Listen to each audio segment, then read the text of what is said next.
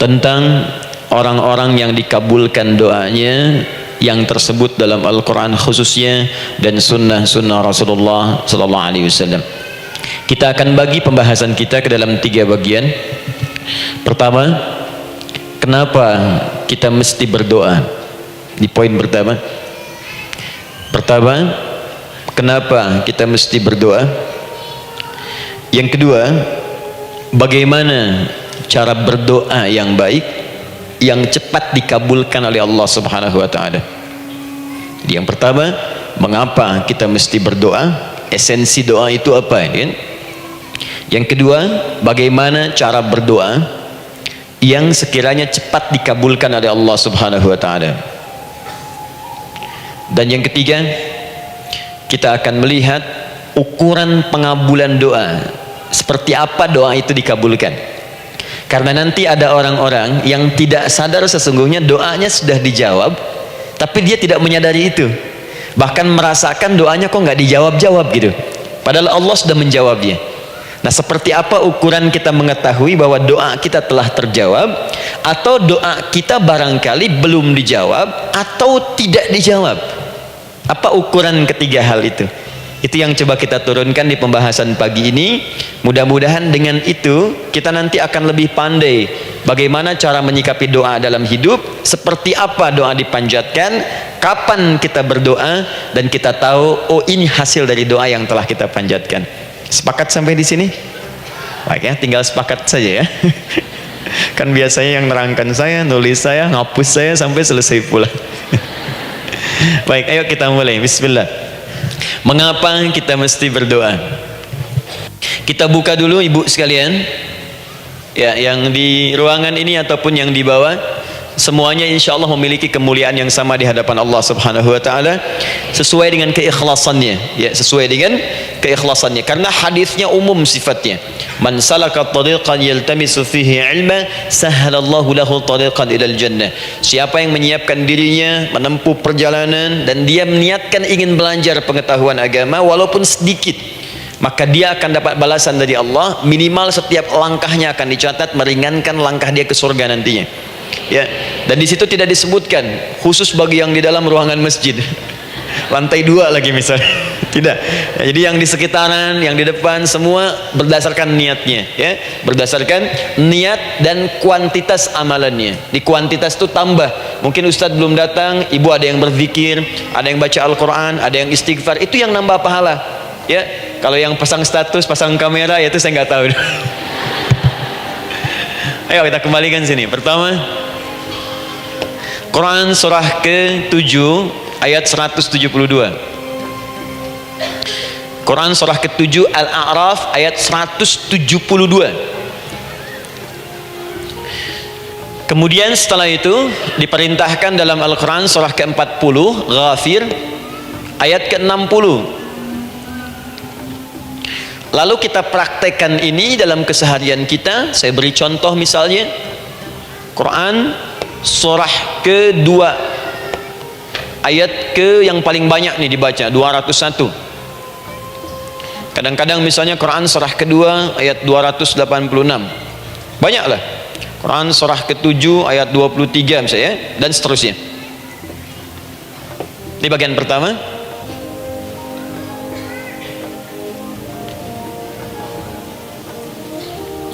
Bagian kedua, nanti kita akan belajar bagaimana cara berdoa yang baik yang dikabulkan. Kita ambil satu Quran ke-2 ayat 186. Kemudian yang kedua kita ambil contoh Quran surah ke-17 ayat 110. Kemudian yang ketiga kita ambil contoh yang paling dahsyat di Al-Quran surah ke-3 ayat 38 sampai 39. Ada yang belum berdoa sudah dikabulkan, Masya Allah. Ini ada di Quran misalnya surah ke-3 ayat 31. Nanti turunan amalannya misal di Quran surah 51 ayat 15 sampai dengan 18.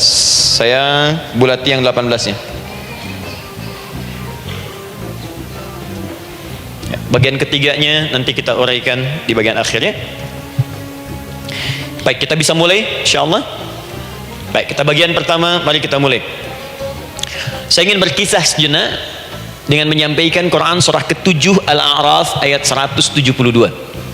Allah berfirman, a'udzubillahi minasyaitonir rajim, wa idz akhadha rabbuka min bani adama min zuhurihim dzurriyyatahum wa ashhadahum ala anfusihim alastu bi rabbikum qalu bala syahidna. Ada ayatnya? Baik ya, di Quran surah ke-7 Al-A'raf ayat 172. Wa idz akhadha rabbuka min bani Adam, kata Allah, dan ingatlah, pahamilah, pelajarilah, dalamilah. Teman-teman sekalian, ingat kalimat idz itu, idz dalam Al-Quran termasuk dalam bahasa Arab itu bukan sekedar mengingat. Idz itu bisa mengandung arti memahami dengan dalam, menganalisis, ya, memaknai, itu idz. Jadi bukan sekedar mengingat. Bukankah ibu kalau mengingat sesuatu berusaha mendalaminya? Ya, kalau nggak percaya saya tanya begini, coba ibu ingat kemarin jam 5 sore ada di mana? Bukankah sekarang sedang mendalami sesuatu? Sedang mencari memori jam 5 sore kemarin ada di mana? Setelah itu dihimpun jadi sesuatu, lalu disampaikan dengan terstruktur, dengan rapi. Oh, kemarin saya ada di sini, di sini, di sini, mengerjakan ini. Itu idz dalam bahasa Arab. Kalau di Al-Quran ada kalimat idz, itu berarti bukan sekedar kita diminta mengingat, tapi juga merenung, mendalami, memahami dengan dalam. Paham insyaallah? Baik, sekarang perhatikan. Nanti kalau ibu baca Al-Quran, maksud saya, ibu bisa menerjemahkan sendiri dan memahami dengan baik. Ya, misal kalimat idz pertama dalam Al-Quran misal ditemukan di Quran surah kedua ayat 30. Wa idz qala rabbuka lil malaikati inni ja'ilun fil ardi khalifah. Idz akan ditemukan. Nah, sekarang ayat tentang korelasinya dengan doa, kita buka Quran surah ke-7 tadi ayat 172. Wa idz akhadha rabbuk, dan pahami ya, kata Allah, renungkan ya, maknai dengan dalam ketika Allah menyampaikan, membuat komitmen dengan semua anak cucu Adam tanpa kecuali, semuanya. Ingat kalau ditemukan kalimat Bani Adam, Bani Adam disebutkan 7 kali dalam Al-Quran. Ya, berapa kali? 7 kali kalimat Bani Adam, Bani Adam. Ini menunjuk pada semua keturunan anak cucu Adam sampai selesai kehidupan. Ya, dari Nabi Adam alaihissalam, kemudian pasangannya Sayyidah Hawa alaihissalam, kemudian keduanya mulai berumah tangga, melahirkan keturunan, diabadikan di Al-Quran surah keempat, ya, surah Ibu, ayat yang pertama. Ya ayyuhan nasu taqu rabbakumul ladzi khalaqakum min nafsin wahidah wa khalaqa minha zawjaha. Di situ kemudian ada Adam, zawjaha Hawa, ya, wa batha minhuma rijalan katsiran wa nisaa. Dari situ turun keturunan laki-laki perempuan, laki-laki perempuan. Nanti menyebar, Bu, ya, menyebar. Ada yang ke Chicago, ada yang di Chicago, ada yang di Singaparna, ada yang di Singapura, semua nyebar. Ya, di Sunda, dari Jawa sampai ke Sumatera, sampai Indonesia, sampai Nusantara, sampai Asia, Eropa, sedunia. Nanti penyebarannya disebutkan di Quran surah ke-49 ayat ke-13. Ya ayyuhan nasu inna khalaqnakum min dzakarin wa untha. Hai manusia, semua saya ciptakan ada 2 jenis. Kalau bukan laki-laki itu pasti perempuan. Jadi tidak ada yang ketiga. Ingat ya? Kalau bukan laki-laki siapa? Perempuan. Jadi tidak ada misalnya, maaf, laki-laki yang keperempuan-perempuanan, yang gerakannya melambai, ya, kata-katanya terlampau lembut misal, dan tidak ada pula perempuan yang perkasa, ya, terlampau kuat misalnya, melampaui batas-batas standarnya. Jadi kalau bukan laki-laki pasti perempuan. 2 saja. Jadi kalau misalnya masih ada yang bingung, tentukan dirinya, ya, dan lihat fitrahnya. Lihat fitrahnya. Baik, kemudian waja'alnakum syu'uban wa qabaila. Kami tempatkan kalian mungkin beda-beda tempat. Syu'ub, beda tempat. Ya, ada yang misalnya RT, RW, kecamatan, beda kampung, beda negara, sampai seluruh dunia. Wa qabail, satu tempat itu sukunya bisa beda. Coba ibu lihat misalnya, ya, di daerah Sumatera saja ada berapa suku? Di Sunda paling banyak suku, gitu ya? Banyak sekali. Jadi bisa lain-lain, bisa beda-beda. Nah, lita'arafu, semua saling mengenal, silakan. Nah, ketika semua tadi ditempatkan di semua pelosok dunia, baik laki-laki, perempuan, dari anak keturunan Adam, itu semua anak keturunan Adamnya disebut dengan satu nama saja dalam Al-Quran, yaitu Bani Adam. Jadi kalau kita mau cari keturunan kita, sampai ke asal mula kita, dari kita sekarang, itu semua akan tersambung kepada Adam alaihissalam. Puncaknya akan ke sini, ya. Dan tidak akan nyasar kemana-mana, Bu, ya.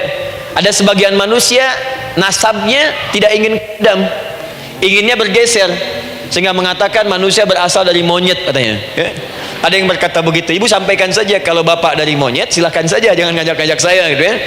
Nah, jadi semua manusia itu pasti akan kembali ke sini, ya, ke Adam alaihissalam. Karena itu saya pernah sampaikan, termasuk di sini di hadapan ibu semua, masih ingat mukjizat pertama Rasulullah sallallahu alaihi wasallam saat lahir ke muka bumi. Ingat, Nabi itu sebelum dilantik menjadi Rasul dalam usia 40 tahun, turun surah Al-Alaq, itu diberikan oleh Allah keistimewaan tanda-tanda kenabian.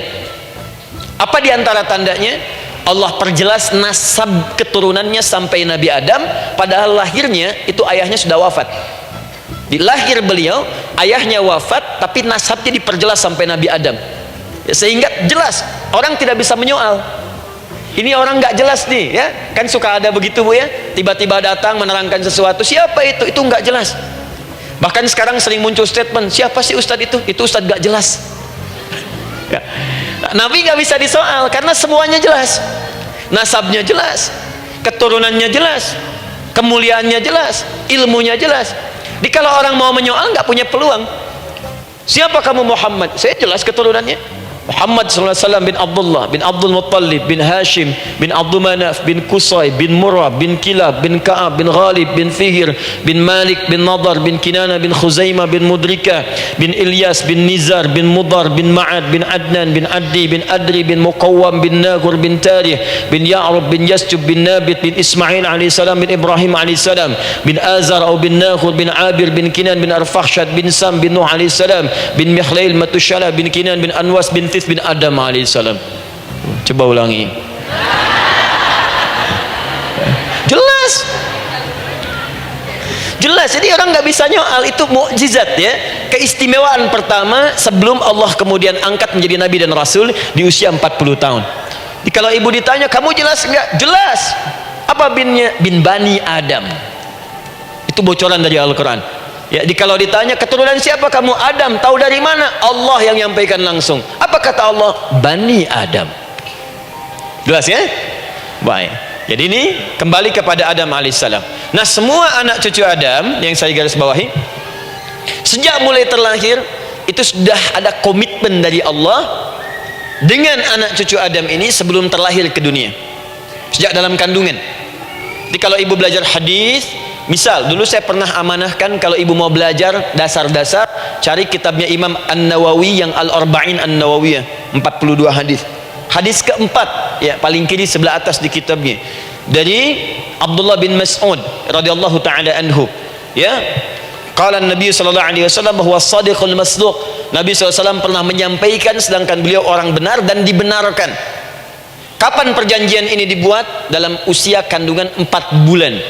Dalam kandungan. Inna ahadakum yujma'u fi batni ummihi. Setiap kalian yang akan terlahir dari anak cucu Adam, kecuali Adam, Bu, ya. Ingat, kecuali Adam, kecuali Hawa, karena ini asal mula manusia keduanya. Tapi keturunan Adam dan Hawa akan mengalami proses yang sama. Dikandung dulu ibundanya, kemudian terlahir. Adam tidak dikandung, ingat, Adam tidak ada bapak, Adam tidak ada ibu. Langsung diciptakan wujudnya oleh Allah Subhanahu wa taala dari bahan dasar yang sama dengan manusia.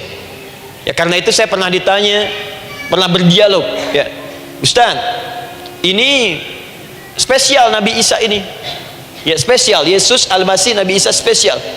Karena itu diangkat sebagai Tuhan. Apa yang spesial?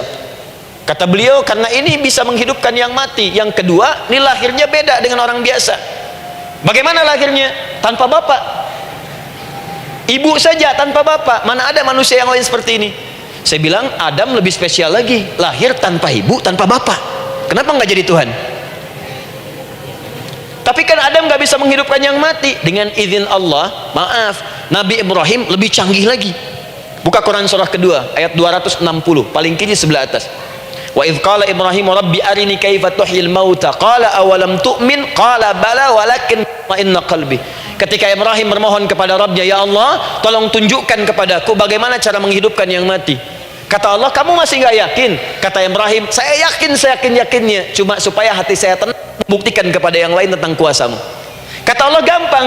Lalu Allah berikan kemudian satu ketentuan sama persis dengan Nabi Isa, cuman prosesnya lebih canggih.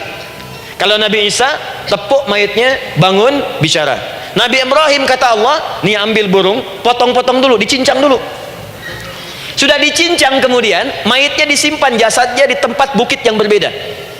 Kalau sekarang potong burung, simpan di bukit satu, jasad yang kedua simpan di bukit B. Kepalanya simpan di bukit A, ekornya simpan di bukit B, badannya simpan di bukit C. Panggil dengan nama Allah. Thummat uhunna ya'tina kasa'ya. Panggil bismillah dengan nama Allah, hidup. Sama persis dengan Nabi Isa. Dengan nama Allah biiznillah, hidup. Nabi Ibrahim biiznillah, dengan nama Allah hidup. Menyatu semuanya jadi satu. Kalau Nabi Isa kemudian ada yang menduga sebagai Tuhan, kenapa Nabi Ibrahim tidak angkat jadi Tuhan? Paham ya? Nah, ini menunjukkan bahwa ada pola pemikiran yang harus dikembalikan supaya benar cara memahaminya. Jelas sampai sini? Maaf saya sedikit agak lompat ya. Saya kembalikan kemudian, perhatikan sini. Inna ahadakum yujma'u fi batni ummihi. Karena itu semua anak cucu Adam, beda dengan Adam, akan proses lahirnya dikandung dulu di perut ibundanya. Fokus baik-baik. Arba'ina yauman nutfah, 40 hari pertama baru kemudian proses antara spermatozoa dengan ovum berproses. Thumma yakunu mithla dzalika, kemudian alaqah, 40 hari yang kedua jadi alaqah, zigot yang menempel di dinding rahim. Thumma yakunu mithla dzalika mudighah, 40 hari ketiga berbentuk mudighah, sudah mulai berbentuk daging sekeratan, ada bentuknya. Dan usianya sudah 4 bulan, 40 hari ketiga, 120 hari. 120 hari. Thumma yursalu ilaihil malak, kemudian diutuslah malaikat, fayanfukhu fihi ruh, maka ditiupkan roh ke dalamnya. Jadi ingat, kalau di antara sini, di antara kita ada ibu misalnya yang tengah hamil, tengah mengandung, ingat baik-baik, atau keluarganya, kerabatnya, usia 4 bulan itu roh sudah ditiupkan. Di kandungan sudah ada rohnya. Hati-hati ya. Berapa bulan? 4 bulan. Karena itu nanti ada ayat dalam Al-Quran, Quran surah ke-7 ayat 189. Di posisi ini harus banyak berdoa dan beramal soleh. Ingat ya, berdoa, beramal soleh, minimal minta kepada Allah. Da'awallaha rabbahuma la in ataitana shalihah lanakunanna minasyakirin. Minta banyak kepada Allah, ya Allah jadikan anak saya anak yang soleh, jadikan anak saya anak yang soleh. Dari usia itu 4 bulan sampai ke atas menjelang lahiran. Nanti diiringi oleh amal soleh kedua orang tuanya. Ini sudah penelitian dokter muslim, khususnya di Asia Tenggara. Saya diskusi dengan seorang dokter muslim, ternyata ada korelasi amal soleh yang dikerjakan kedua orang tua, ayah dan bunda atau calon ayah dan bunda, kepada anak yang sedang dikandung, yang belum dilahirkan. Jadi kalau orang tuanya rajin baca Al-Quran, itu berpengaruh ke anak, Bu. Dan penelitian terkini itu mempercepat anak itu menjadi seorang penghafal Quran ketika lahir. Ya, pernah satu kali dibacakan Al-Quran, posisi janin itu berubah seperti sujud gitu. Itu penelitian sudah di MRI waktu itu dilihat ya, kelihatan. Jadi ada korelasi antara kesolehan orang tua dengan kesolehan anak yang sedang dikandung. Hati-hati ya. Tapi yang penting diketahui adalah dalam usia kandungan 4 bulan itu disebutkanlah isyarat di Quran surah ke-7 ayat 172, terjadi perjanjian komitmen dengan Allah Subhanahu wa taala. Apa perjanjiannya? Wa idh akhadha rabbuka min bani adama min zuhurihim dzurriyyatahum wa ashhadahum ala anfusihim. Lihat perjanjiannya, saya fokus di kalimat ini. Alastu bi rabbikum. Rabb. Apakah engkau akan berkomitmen saat ini bersaksi? Karena kalimatnya bersaksi. Wa asyhadahum, dan mereka bersyahadat, bersaksi, komitmen. Di komitmennya menggunakan kata syahadat di sini. Karena itu nanti setiap bayi yang sudah terlahir dari rahim ibu manapun itu berada dalam keadaan suci karena sudah bersyahadat dalam perut ibundanya. Masih ingat hadis ini? Kullu mauludin yuladu 'alal fitrah. Setiap yang terlahir dari rahim perempuan manapun itu membawa fitrah. Apa di antara fitrah yang dimaksudkan itu? Fitrah keislaman, fitrah mengakui Allah sebagai Tuhan. Itu nanti ada di Quran surah ke-30 ayat ke-30, paling kanan sebelah atas. Quran surah 30 ayat 30.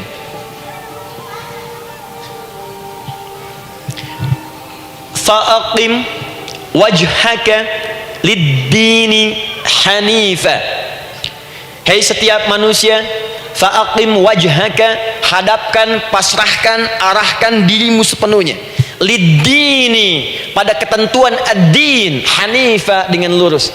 Di setiap manusia itu punya fitrah untuk beragama, punya kecenderungan untuk mencari Tuhan. Silakan ibu cek, manusia manapun yang pernah hidup itu pasti akan mencari Tuhan. Silahkan.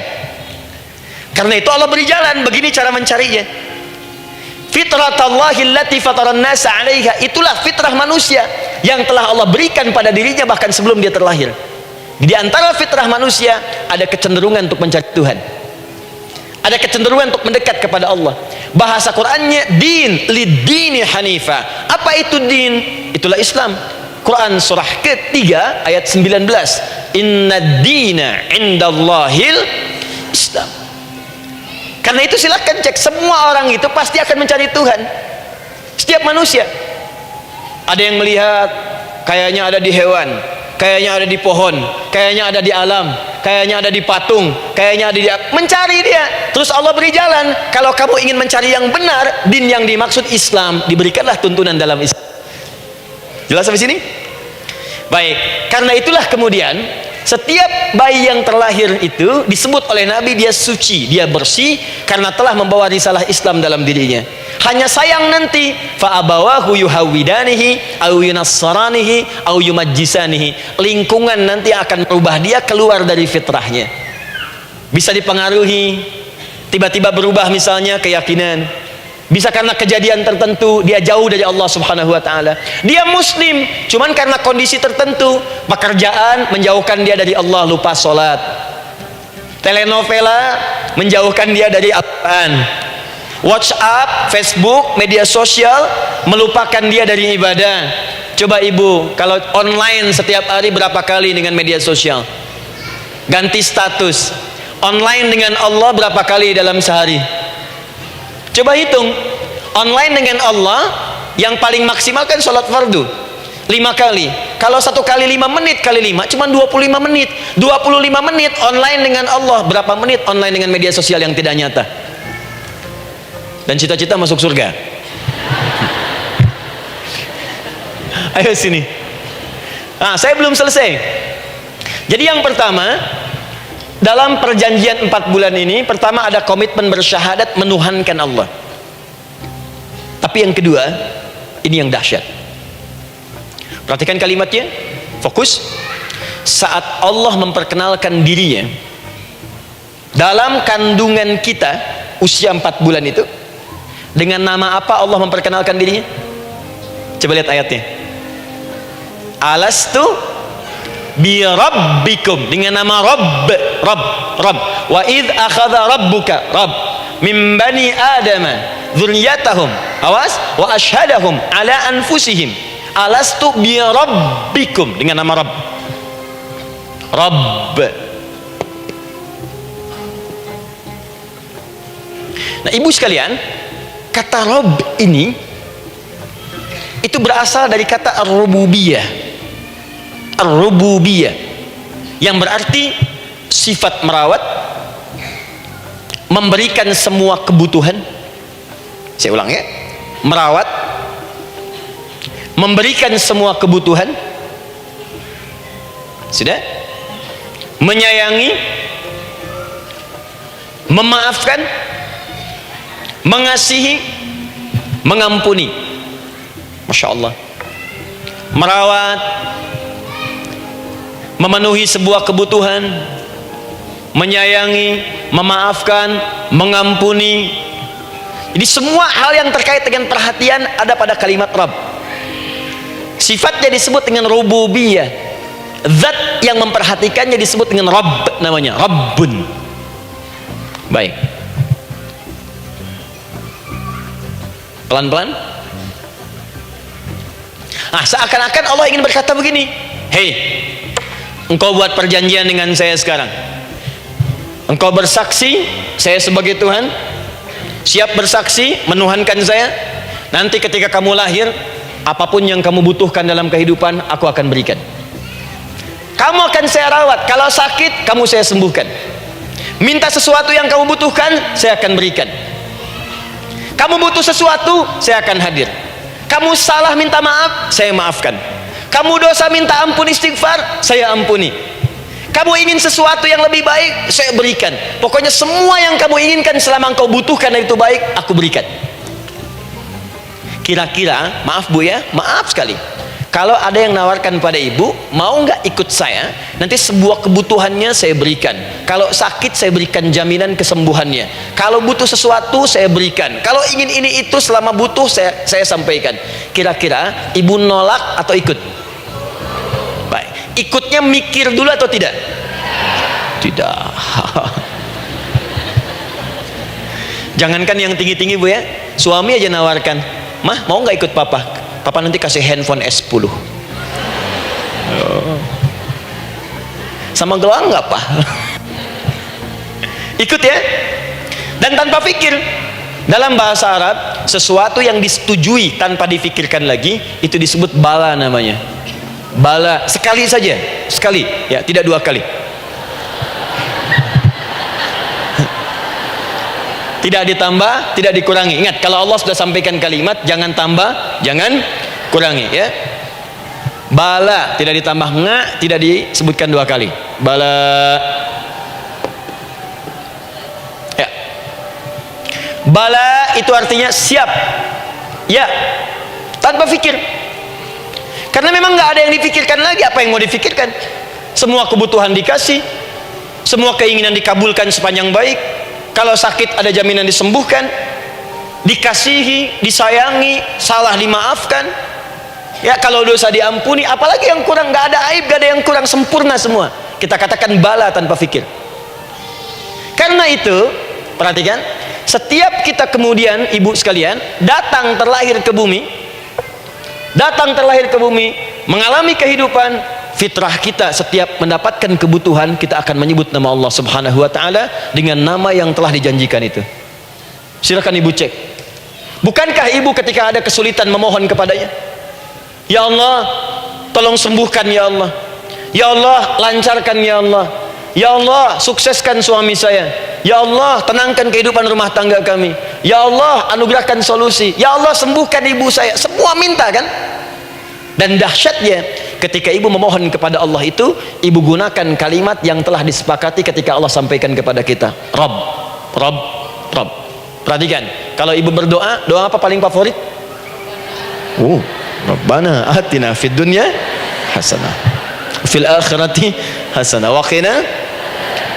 Doa apa itu? Sapu jagat. Bu bayangkan, Nabi aja nggak tahu tuh istilah itu sapu jagat. Ibu tahu? Wah, Masya Allah, Indonesia kreatif, luar biasa. Ada doa sapu jagat, nggak ada doa sapu nggak ada jagatnya, ada doa jagat nggak ada sapunya. Wah, pokoknya luar biasa lah. Ya, ya, lihat, bukankah kalimatnya dibuka dengan Rabb? Rabbana atina fid dunya sana.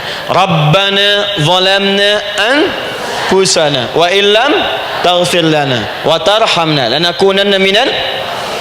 La yukallifullahu nafsan illa laha ma kasabat wa 'alaiha mak. Perhatikan, Rabbana la innasina Rabbana Rabb. Ini ayatnya. Sapu jagat Quran surah 2 ayat 201. La yukallifullahu, Quran surah 2 ayat 286. Rabbana zalamna, Quran surah 7 ayat 23. Yang ingin saya sampaikan, setiap kita butuh sesuatu, kita menyebut namanya dengan kalimat Rabb.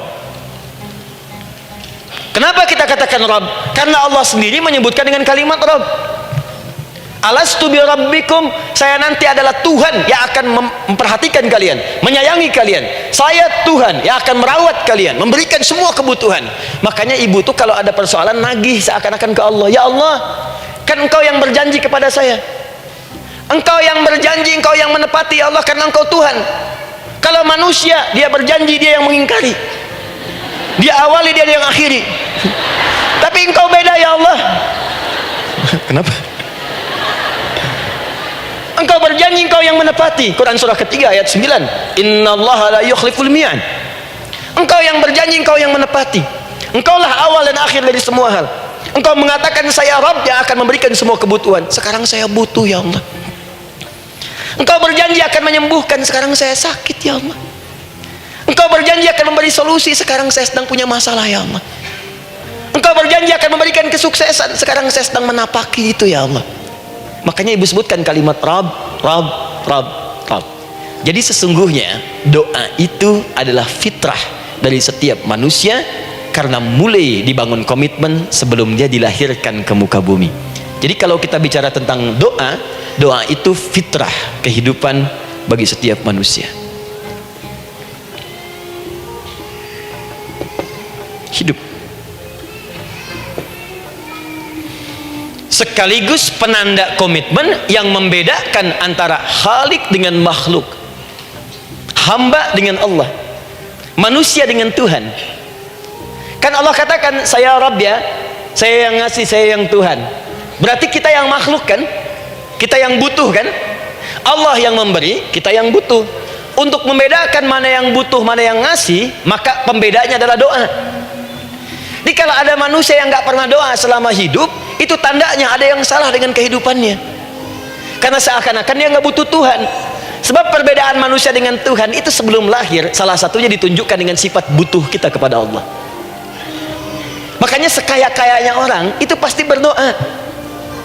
Manusia paling kaya di muka bumi pun kalau besoknya mau ada pekerjaan atau proyek, dia berdoa dulu tuh, ya Tuhan tolong lancarkan proyek ini. Butuh. Pejabat setinggi-tingginya, kalau sudah mau mulai kemudian ada pemilihan, kalau mulai ada kebijakan, kalau mulai ada apapun, berdoa juga. Itu tandanya butuh. Butuh. Di setiap manusia itu pasti butuh dengan Allah. Karena itu kalau ada manusia yang nggak pernah berdoa selama hidupnya, itu langsung mendapatkan kecaman dari Allah dan dijamin akan masuk neraka yang paling dalam. Karena seakan-akan dia sudah nggak butuh dengan Allah. Saya ulang ya, saya ulang. Doa itu fitrah hidup manusia yang sekaligus menunjukkan statusnya sebagai hamba.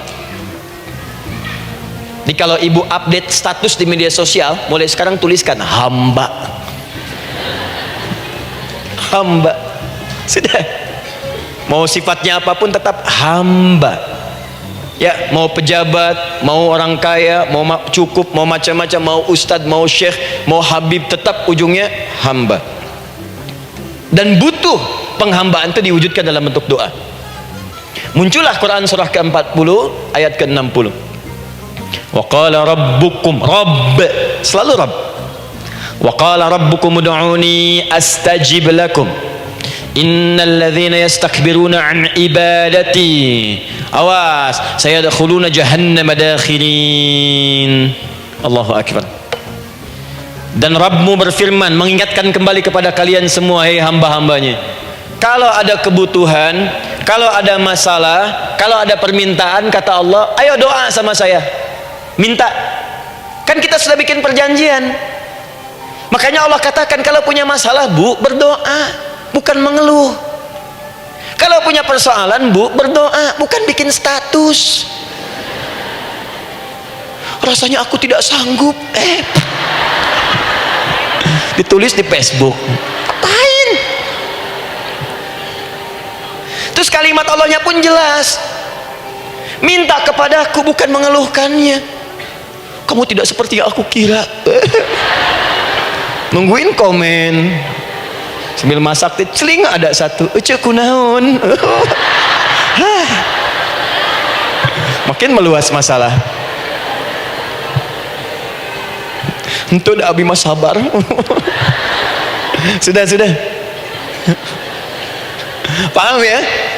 Jadi ini kaidah hidup yang pertama, sebetulnya sederhana, cuman jarang digunakan gitu. Sederhana, cuman jarang dipakai. Kata Allah kan, kamu doa itu saya kasih ketenangan. Jadi Bu, gini, doa itu manfaatnya, walaupun solusi belum datang, tapi hati tenang. Tenang. Jadi kalau mau curhat-curhat sama Allah, sampaikan, minta, mohon, berikan. Minimal tenang. Saya kasih rahasia ya. Ini diantara kita saja nih. Lihat sini. Saya hapus dulu deh. Bismillah. Masya Allah. Mau ngapus sendiri, nulis sendiri, penghapus lari sendiri.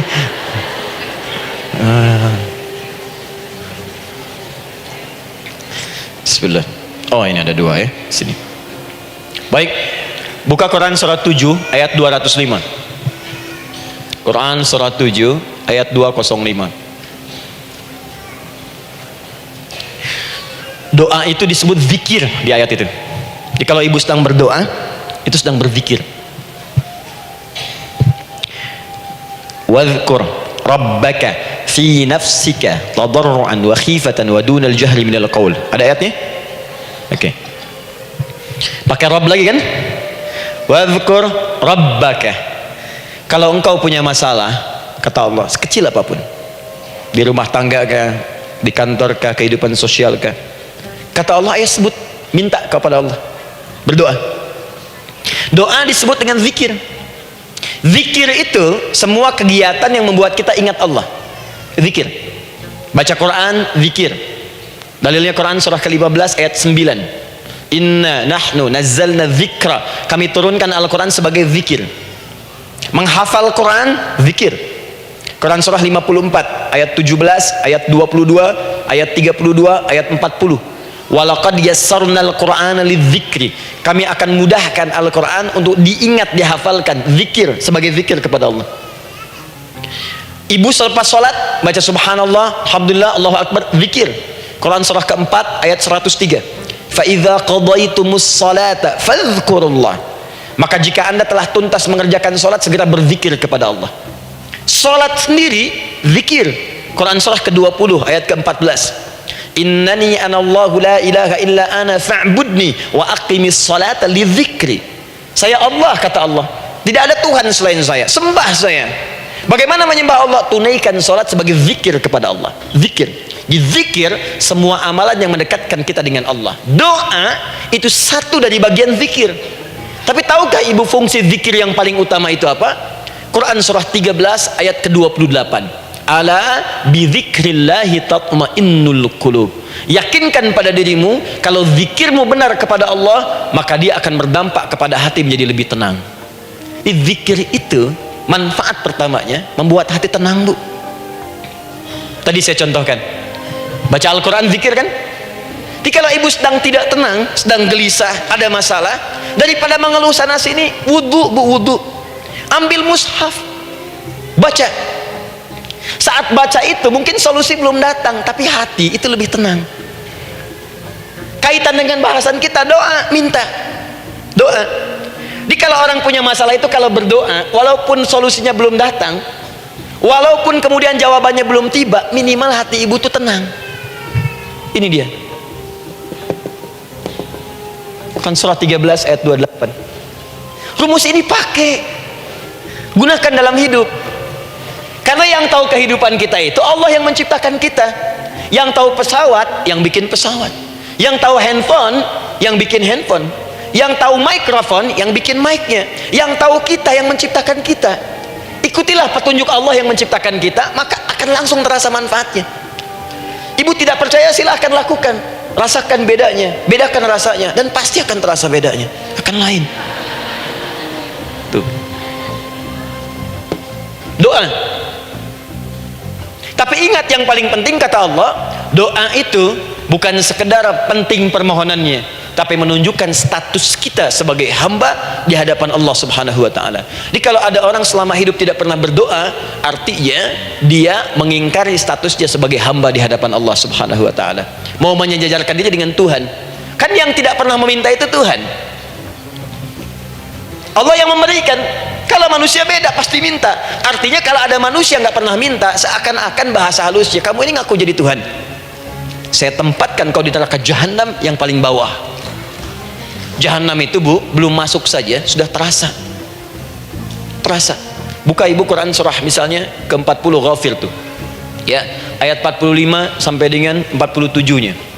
Sebelumnya lagi, lihat Quran surah ke-8 ayat ke-50. Itu penghuni neraka, Bu, yang bukan jahanam, saja.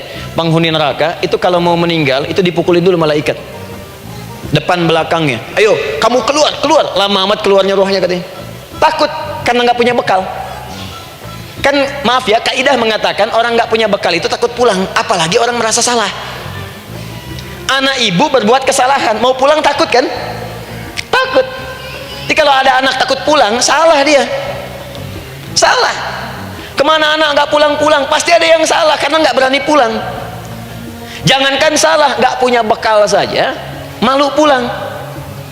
Lihat ibu waktu Ramadan usai mau mudik Idul Fitri, kan pada mudik kan? Kenapa mau mudik dan senang mudik? Karena punya bekal, Bu. Dikumpul-kumpulkan tuh selama 11 bulan untuk 1 bulan saja. Itu pun paling berapa hari? Kumpulin. Terus telepon keluarga, insya Allah aku pulang hari ini. Wah, senang semuanya. Padahal mudiknya cuma pakai motor, Bu. Motornya bebek, bekalnya singa.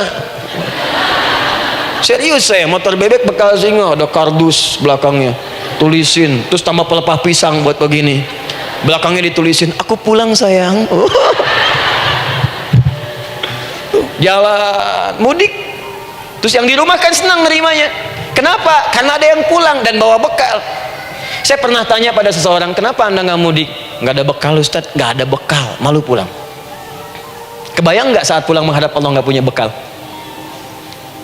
Malu pulang, apalagi punya banyak salah. Jadi nggak mau keluar rohnya. Malaikatnya geram, dipukulin sama malaikat. Pukul depannya, pukul depan. Kamu ini cepat keluar. Keluar. Malu pulang. Tapi kalau punya bekal enak. Dan yang nyambut langsung malaikat. Bahkan nanti ada satu amalan saat dikerjakan, itu orang ini sudah masuk surga, tapi semua malaikat di semua pintu surga yang 8 itu datang mengunjungi dia, mengucapkan selamat. Itu ada di Quran surah 13 ayat 24. Salamun alaikum bima sabartum fa ni'ma uqbaddar. Selamat ya saat di dunia sabar mencari bekal, dan ini bekal terbaik yang kamu dapatkan, silakan nikmati surga yang kamu rindukan itu. Ini nikmatnya tempat yang pernah nanti kamu kunjungi.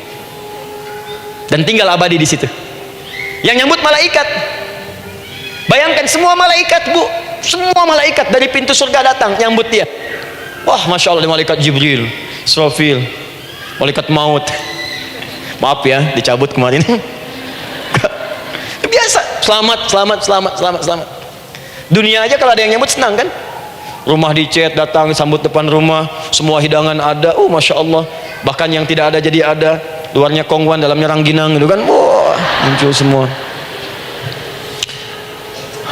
Paham ya? Nah, jadi ini bagian pertama. Jadi kita katakan kenapa manusia mesti berdoa? Jawabannya karena manusia itu hamba, dan doa itu adalah fitrah, bagian dari kehidupan. Kenapa manusia mesti berdoa? Karena ada komitmen dari Allah. Setiap dia mendapatkan sebuah persoalan, maka Allah akan jawab dan berikan jawaban dari semua persoalannya. Jalan mendapatkan jawaban itu adalah doa. Kenapa manusia mesti berdoa? Karena dia butuh dengan Allah. Dan puncaknya, kenapa dia mesti berdoa? Karena Allah ingin membahagiakan kehidupan dunianya sebelum sampai keabadiannya di akhirat. Jadi ketika kita berdoa, sebetulnya kebaikan untuk kita, karena Allah ingin kita bahagia, ingin mudah hidupnya. Jadi kalau ada orang nggak berdoa, sesungguhnya dia sedang menyulitkan diri sendiri dalam kehidupan dunianya sampai ke akhiratnya. Jelas sampai di sini? Masya Allah, Alhamdulillah. Baik, kalau sudah paham, saya hapus ini, kita masuk bagian yang kedua. Hapus lagi. Sab Muslimah edisi ke-15. 15 kali datang sendiri, nangin sendiri, nulis sendiri, ngapus sendiri. Masya Allah. Tinggal lihat, catat, masuk surga. Masya Allah. Alhamdulillah. Baik. Baik. Sudah? Alhamdulillah. Saya ingin setiap pembahasan kita dipahami ya. Saya tidak menyukai kalau datang melihat tapi nggak paham gitu. Ya, dengar tapi nggak paham. Saya tidak ingin satupun keluar dari sini kecuali paham. Ya. Ibu paham? Paham Ustaz. Badai pamit ya, silahkan. Apa yang ibu pahami? Doa. Ya. Dah. Nah, sekarang masuk bagian kedua. Bismillah. Kalau sudah mengerti yang tadi, persoalannya adalah bagaimana cara kita memohon kepada Allah.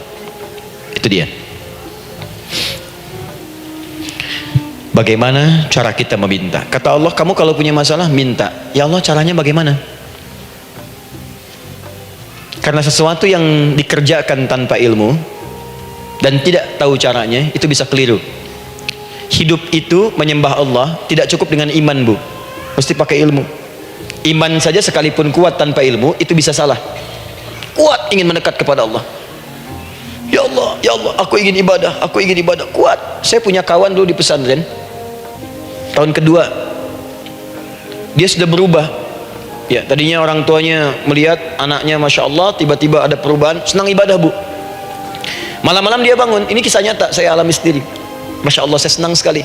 Kita saling doakan, dia bangun malam tahajud, bangun jam 2, Anda bayangkan. Yang sebelumnya menjelang subuh atau apa, ini malam Jumat lagi, malam libur. Malam libur biasanya santri itu kebanyakan ada yang keluar, ada yang main, ada yang macam-macam. Ini dia malam tahajud jam 2 bangun. Saya bahagia sekali. Udah bangun, sholat, selesai. Cuman pas waktu mau subuh, kok saya lihat tidur. Saya bangunkan kan, Fulan bangun. Oh iya, kata iya. Oh mungkin nanti mau nyusul. Saya pikir istirahat dulu. Saya ke masjid lah. Udah ke masjid, dah selesai. Kita diskusi di masjid, selesai. Semua pulang saya jam 7.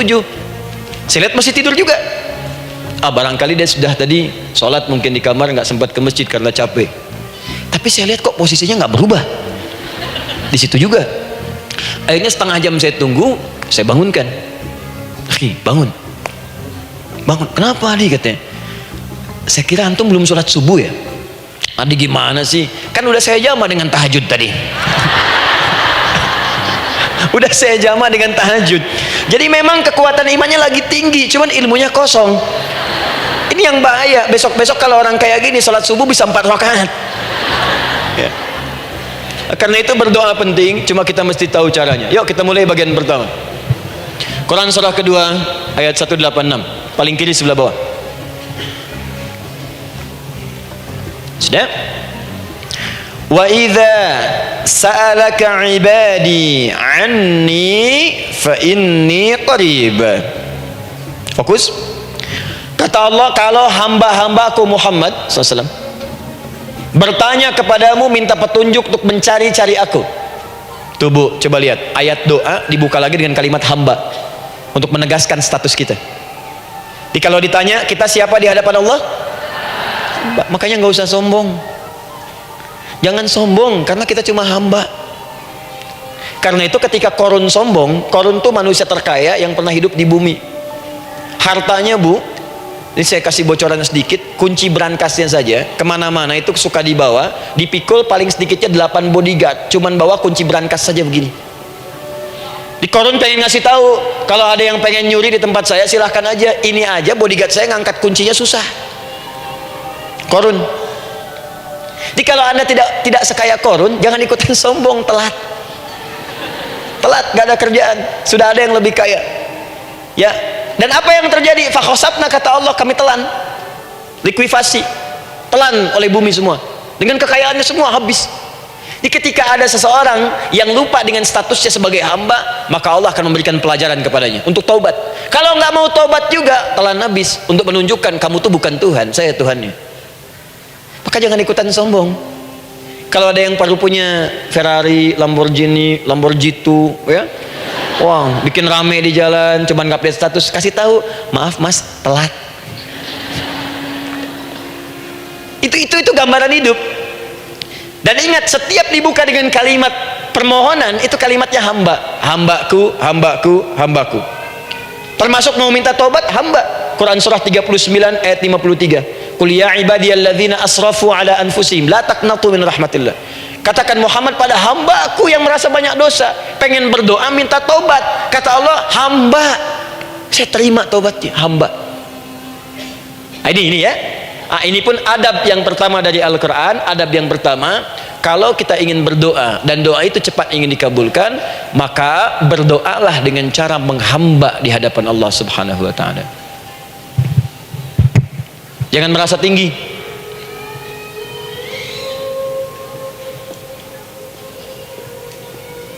Saya turunkan caranya. Bagaimana cara menghamba itu dengan cara yang baik? Fokus. Wa idza sa'alaka 'ibadi 'anni, Muhammad SAW, jika ada hamba-hambaku bertanya padamu tentangku, ingin mencari-cari aku. Masya Allah, ibu maaf ya, biasanya kan kalau orang mencari Allah, ingin mendekat kepada Allah, entah itu datang ke masjid, bangun malam, biasanya motifnya cuma dua. Satu, ada kebutuhan, pengen berdoa, terus dekat sama Allah. Besok mau arisan, malamnya tahajud. Anak mau ujian baru puasa, kan? Suami ada proyek, baru baca Quran, kan? Terus itu biasa itu, biasa. Jadi fitrah bu. Tumben jeng tahajud, fitrah. Itu biasa itu. Ya. Yang kedua, taubat dari maksiat. Taubat. Seorang taubat ke masjid, bangun malam, doa, itu biasa. Jadi kalau ada seperti itu tandanya kita hamba normal manusia. Fa inni qarib, kata Allah, katakan Muhammad SAW, katakan kepadanya, janganlah mencari, aku dekat. Dekat, jangan mencari, aku dekat. Jadi bu, ketika kita butuh Allah, langsung jawab oleh Allah, kamu mau apa? Aku dekat. Itu secara psikologi memberikan ketenangan yang paling dalam. Saya belum datang di sini sampai jam 8, ibu tanya panitia, ustadznya mana sih? Ukti, ustadznya mana? Jawaban pertama misalnya, ini belum jelas nih ustadznya, gak ada kabar. Yang kedua mengatakan, tenang saja, ustadz sudah dekat. Maka yang kedua itu lebih menenangkan kepada kita. Ketika ibu mencari, ya Allah, saya sedang ada masalah, langsung dijawab oleh Allah, tenang, aku dekat denganmu, mau minta apa? Itu bu. Jadi kalau ibu sedang punya persoalan, psikologi Al-Quran mengatakan, langsung merasakan Allah tuh bersama kita, dekat, menunggu kita mau minta apa. Ibu punya masalah dengan suami, ingin mengadu, lu kata Allah, saya dekat, kamu kenapa? Ada masalah apa? Ayo minta, ayo cerita, mohon. Ibu punya masalah dengan anak, ibu punya masalah dengan tetangga, di pekerjaan, kehidupan sosial, kata Allah, saya dekat. Nah, perasaan itu hadirkan dalam jiwa kita. Ini sekarang jarang didapatkan. Jadi kalau ada masalah itu, hal pertama yang dilakukan itu belum ingat Allah, itu masalahnya. Di kebanyakan manusia itu kalau punya masalah, selalu ingin yang pertama itu solusinya, bukan Allahnya. Kan pemilik solusinya Allah. Jadi kalau kita ingat pada yang memiliki, maka apapun yang kita minta akan diberikan. Bahkan ada orang yang saking ingatnya dengan Allah, sebelum minta sudah dikabulkan. Itu yang dahsyat. Nah, sekarang setelah kita paham tentang kedekatan ini, kemudian kita praktekkan. Jadi bu ya, maaf ya, ketika ibu punya masalah apapun, yang pertama diingat Allah. Allah, Engkau telah berjanji, Engkau pasti akan tepati. Ya Allah, sekarang aku ada persoalan. Nah, sekarang teruskan ayatnya. Ujibu da'watad da'i idza da'an. Ujiba.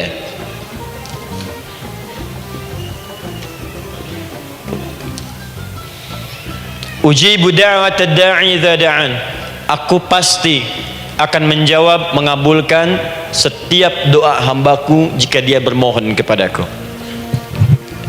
Saya ingin ajarkan sedikit di gramatikal bahasa Arab. Ujib itu disebut dengan fi'il mudhari namanya. Saya kasih rumus cepat bu ya. Insya Allah kalau ibu fokus dengan rumus ini, ibu nanti bisa memahami Al-Quran dengan baik. Saya kasih satu kalimat, hafalkan baik-baik. Ini gampang kok. Anita. Ya, Anita. Sudah? Anita. Baik. Hamzah, nun, ya, ta. Satukan, Anita. Kalau di dalam kalimat ibu baca Al-Quran, di depannya ada huruf hamzah ini, atau nun, atau ya atau tak, maka itu rumus mudhari namanya. Nggak usah dihafalkan mudharinya, ya, nggak usah dihafalkan sampai bikin misalnya satu ungkapan Anita istrinya Pak Mudhari, nggak usah, nggak ada kerjaan, ya, nggak usah dihafal. Saya hanya ingin tunjukkan pemahaman. Kalau ada bentuk seperti ini punya 3 makna. Kalau dalam bahasa Inggris itu disebut present, ya, continuous dan future. Present, continuous, and future. Sekarang, terus, sampai kapanpun. Sekarang, terus berlangsung, continuous, and future, sampai kapanpun di masa depan. Ini bentuknya disingkat dengan rumus ini, Anita. Di dalam konteks pengabulan doa, kata Allah, ketika saya akan kabulkan, kalau kamu punya masalah, kamu berdoa, saya akan kabulkan. Nah, kalimat Allah saya akan kabulkan ini bentuknya menggunakan mudhari. Ada hamzah di depannya, ujib. Artinya apa? Kalau ibu sekarang berdoa, saya akan kabulkan, kata Allah. Terus kamu berdoa, saya akan jawab. Nanti pun punya masalah di masa depan, kamu berdoa, saya jawab juga. Jadi artinya tidak ada doa yang sia-sia. Semua doa, ingat, sepanjang kita butuhkan pasti Allah berikan. Doa itu sepanjang kita butuhkan pasti akan dijawab.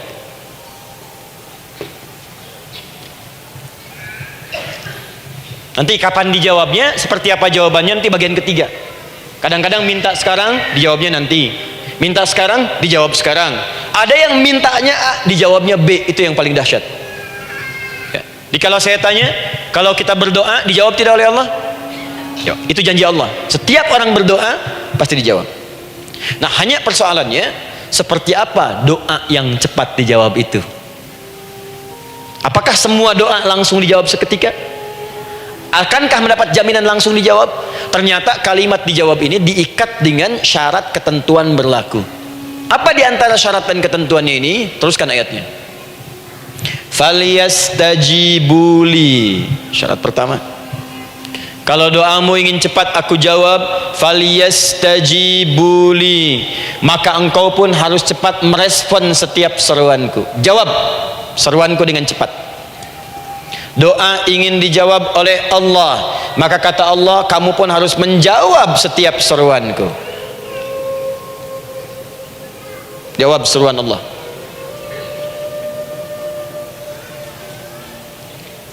Ayo respon, adil. Maunya dapat gaji aja, kerja nggak mau. Ya? Apa ibu pikir duduk manis santai di ruangan tengah, tiap bulan suami datang berikan uang belanja? Belum tentu. Kalau sikap tidak bagus, ya interaksi tidak mulia, maka belum tentu itu didapatkan. Maka syarat pertama kata Allah, kalau doamu ingin cepat aku jawab, maka setiap aku seru, cepatlah engkau kemudian kerjakan dan jawab itu. Jadi ternyata seruan Allah itu terkait berkelindan dengan pengabulan doa. Jadi ketika ibu diseru oleh Allah, diminta diperintahkan sesuatu oleh Allah, sebetulnya itu kunci untuk mendapatkan jawaban doa kita, Bu. Dipanggil kita, ayo cepat datang ke sini, mau minta apa? Minta, saya kasih. Apa di antara kunci doa itu, Ustaz? Yuk kita lihat. Adalah jawaban dari seruan Allah. Apa di antara seruan Allah itu? Saya beri contoh satu misalnya. Allah perintahkan kita untuk sholat. Bahkan diseru, diingatkan 5 kali dalam sehari. Sholat. Bukankah kita diseru, Bu, dipanggil 5 kali sehari untuk sholat? Allahu Akbar, Allahu Akbar, ya? Diingatkan kan? Ayo ingat Allah, ingat Allah, ingat Allah, ingat Allah. Allah Maha Agung, Maha Besar semuanya, dan seterusnya. Perhatikan baik-baik. Apa tujuan Allah menyeru kita dalam sholat? Ternyata bukan ingin memberikan beban ruku dan sujud. Bukan sujudnya yang penting, karena semua makhluk tidak sujud pun tidak akan menurunkan status Allah sebagai Tuhan. Allah tetap Allah, gak ada ruginya. Yang rugi kita. Ternyata ketika disuruh sujud, disuruh ruku itu, ternyata yang ditunggu itu bukan ruku sujudnya. Allah nunggu punya masalah apa, mau minta apa. Karena itu dalam ilmu fikih, ibu buka semua kitab fikih, salat itu secara bahasa disebut dengan doa. Nama lain dari doa adalah salat. As-salatu hiya doa. Salat adalah doa. Karena itu semua bacaan dalam salat doa semua. Coba lihat. Baru takbir Allahu Akbar, doa iftitah. Al-Fatihah doa Bu, jangan dikira Al-Fatihah nggak ada doanya. Nih, nanti saya berikan cepat ya. Ini highlight dulu. Highlight dulu. Dalam sholat itu ada 4 keadaan. Ingat ini baik-baik. Nanti ibu manfaatkan, minimal zuhur lakukan. Ada berapa keadaan? 4. Ada 4 posisi, 4 keadaan dalam sholat. Yang kalau ibu berdoa benar, meminta di situ dengan benar, itu seketika akan dikabulkan. Seketika. 1, saat berdiri. 2, saat ruku'. 3, saat sujud. 4, sesaat sebelum salam. Berdiri, ruku', sujud, sesaat sebelum salam. Baik, sebelum saya bahas lebih jauh, saya ingin sampaikan dulu. Jadi ternyata ketika kita diminta oleh Allah menunaikan sholat, itulah cara kita memohon Bu. Itulah waktu kita meminta. Dan dahsyatnya dalam sehari itu 5 kali ditungguin Bu. Mana ada manusia di muka bumi ini buka pintu rumahnya 5 kali sehari cuma untuk memberikan apa yang dibutuhkan. Sesoleh-solehnya Ustadz gak ada yang mengatakan ayo 5 kali sehari datang aja ke rumah saya, kalau butuh apa-apa ambil, butuh kulkas ambil kulkasnya, butuh TV ambil, gak ada begitu. Allah itu maha baiknya 5 kali sehari dipanggil. Dari subuh sampai zuhur, kita bangun tidur aja punya masalah nggak? Ayo minta, disuruh sholat 2 rakaat. Dan sholatnya nggak usah banyak-banyak, 2 rakaat aja dulu supaya nggak ada beban. Itu pun kadang-kadang masih lupa berapa rakaat kita sholat. Ya. Ayo sujud, disuruh minta, punya masalah nggak? Terus dari subuh sampai ke siang dipanggil lagi, punya masalah lagi nggak? Disuruh zuhur 4 rakaat. Karena waktunya cukup panjang suruh 4. Ayo minta. Ada masalah apa? Minta sujud kita. Minta mohon. Dari zuhur ke asar ditanya lagi, ada masalah nggak? Panggil lagi. Ke maghrib sampai ke isya sebelum tidur, supaya tidurmu enak, masalah nggak ada, tenang, nikmat, nyaman istirahatnya. Ada masalah nggak? Disuruh sholat lagi. Jadi kalau orang paham sholat itu kunci kebahagiaan, dia akan senang menunaikan sholat. Makanya ketika ibu bertanya kenapa saya sholat, dijawab oleh muadzin, hayya 'alas shalah, ayo sholat. Kenapa sih sholat? Hayya 'alal falah, yuk bahagia, ayo tenang, yuk dapatkan apa yang kamu inginkan, falah. Jadi kalau orang paham sholat itu menyelesaikan persoalan, tentu orang akan berbondong-bondong semangat untuk menunaikan sholat. Cuman sayang segelintir orang itu menilai sholat sebagai beban. Jadi sebagai kewajiban beban saja, makanya sholatnya nggak nikmat. Korok tadi duhur, ayuna asar doi. Tuh. Ya bagaimana doanya bisa dijawab? Anda datang pada orang, tapi datangnya dengan marah-marah, datangnya dengan mencelanya. Ya bagaimana dia bisa memberikan kebutuhan Anda? Anda datang pada Allah dengan niat yang tidak ikhlas. Setelah itu kemudian menggunjingkannya, bagaimana bisa dijawab? Tuntutan tinggi, tapi datang tidak membawa prestasi, ya bagaimana bisa diberi? Catat tuh, bikin status. Paham ya? Nah ini bagian pertama. Jadi cara pertama, respon kata Allah, seruan Allah. Rumus pertama sholat. Nah sekarang saya ajarkan lagi. Ini belum selesai nih Bu, ini panjang bahasannya nih. Sampai jam berapa kita? 10 ya? Oh, banyak. Oh, mau sampai jam 5 silahkan, saya jam 10 selesai ya. Lihat sini. Oke, saya punya sekitaran 1 jam kurang ke depan. Saya ingin terangkan sedetil-detilnya gitu ya. Dan saya hanya menyampaikan isi Al-Quran, Quran hadis. Sekarang gini, Ustadz saya sekarang paham, sholat berarti kunci untuk menyelesaikan masalah. Di sholat saya akan memohon. Sekarang Ustadz, bagaimana cara saya merespon sholat? Kan kata Allah, saya menyeru, respon gitu kan? Kita dipanggil sholat nih, Allahu Akbar, dipanggil. Bagaimana cara meresponnya? Sebelum minta. Awas, ibu ingin datang mengajukan proposal, datang kepada wali kota, datang kepada gubernur, datang kepada presiden, datang kepada menteri sebelumnya. Bukankah ibu mempersiapkan diri? Penampilan ditata, proposal dibagus-bagusin gitu kan? Yang paling hebat itu kadang-kadang malam-malam latihan depan cermin. Bapak wali kota yang saya hormati,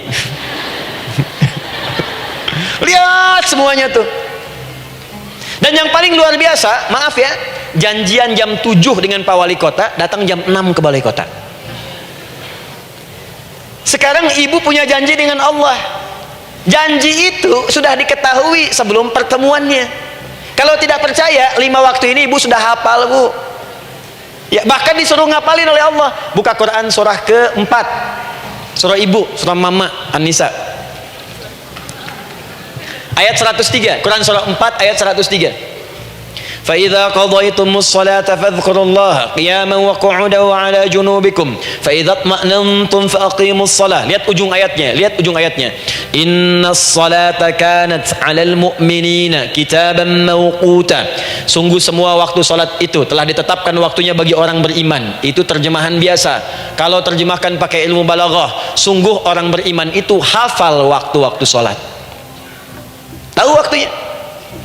Apalagi kalau di waktu itu ibu punya kepentingan, pasti hafal. Kalau ibu benar memprioritaskan sholat dan menilai sholat sebagai solusi hidup, menilai sholat sebagai kebutuhan, ibu pasti akan hafalkan itu, Bu. Nih ya, ibu dapat bagian arisan nih bulan ini misalnya, dan memang bagian jatah ibu, demi Allah saya katakan, sebulan sebelumnya ibu sudah hafal tanggalnya kapan, bahkan di kalender tuh diwarnain. Papa, bagian mama nanti bulan ini tuh dicatat semua, di tempat siapa, jam berapa, datang dengan penuh keceriaan dan kebanggaan. Luar biasa. Hanya untuk urusan dunia yang itu habis gitu. Jika dia tidak meninggalkan ibu, ibu yang meninggalkan dia duluan. Sekarang 5 kali sehari semua diberikan, bahkan lebih daripada dunia dan seisinya. Harusnya sih wajarnya dihafalkan waktunya, dan ibu hafal. Ayo, subuh jam berapa sekarang? Lihat sini, bukan ke atas. Ditutup tuh. Tuh, sana tuh. Subuh jam berapa? Ayo ngelihat ke sana, 4:43.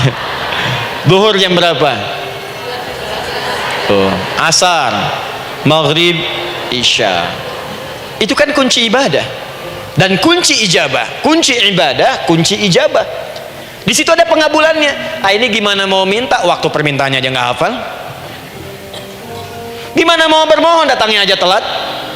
Karena itu bagaimana cara merespon seruan Allah, diaturlah di Quran surah kedua ayat 152, paling kanan sebelah bawah. Quran surah kedua ayat 152. Ibu masih ingat? Bukankah sholat disebut sebagai zikir? Masih ingat? Ya, di surah ke-20 ayat 14. Wa aqimis sholata lidzikri, tunaikan salat sebagai zikir kepadaku. Sekarang lihat ya. Lihat ketentuan Allahnya. Kalau ibu dipanggil untuk salat, dipanggil untuk zikir, cepat respon. Ibu cepat respon, Allah pun akan cepat merespon permintaan ibu. Lihat kalimatnya. Fadhkuruni adzkurkum. Fadhkuruni adzkurkum. Kalian mengingat saya, maka saya pun akan ingat dengan kalian. Kalian zikir kepada saya, ingat saya, kata Allah, maka saya pun akan ingat kalian. Di antara makna zikir, salat. Jikalau ibu salat mengingat Allah dengan cepat, maka Allah pun akan cepat mengingat kita. Contoh,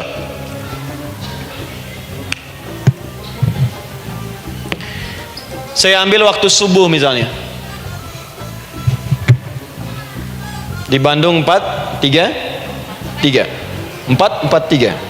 Oh, lihat kesan lagi terjadi perbedaan pendapat ya. Ada yang 4:33, ada yang 4:34, ada yang 4:35 dan seterusnya. Yang ambil tengah-tengah lah, 4:35 misalnya. Kalau 4:35. Lihat sini, fokus. Allahu akbar, Allahu akbar. 4:35. Dipanggil salat, diseru. Kan tadi rumusnya di Quran surah 2 ayat 186, faliyastajibuli. Kalau diseru cepat jawab, gitu kan? Nah, terus diseru 4:35 adzan. Allahu akbar, Allahu akbar. Begitu diseru, ibu langsung datang. Ya Allah, sudah adzan, seruan nih, saya siap-siap, saya ingin minta sesuatu. Nah, orang yang datang saat dia diseru Allah, dia pun datang kemudian untuk menyerunya, maka Allah pun akan menjawab apa yang ia mohonkan saat ia bermohon kepadanya.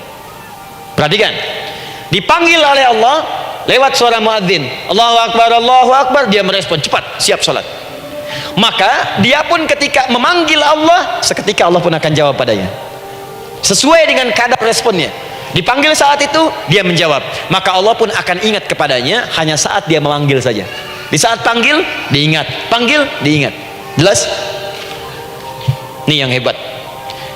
Dipanggil 4.35. Allahu Akbar, Allahu Akbar. Dia sudah ingat dari sejak jam 3 lewat 45. Dia bangun jam 3. Bisa. Padahal belum dipanggil. Datang. Bahkan Masya Allah, melakukan warming up dulu, tahajud, istighfar, baca Al-Quran sebelum dipanggil. Masya Allah bu, ibu mau datang misalnya ke istana, janjian jam 7, datang jam 6.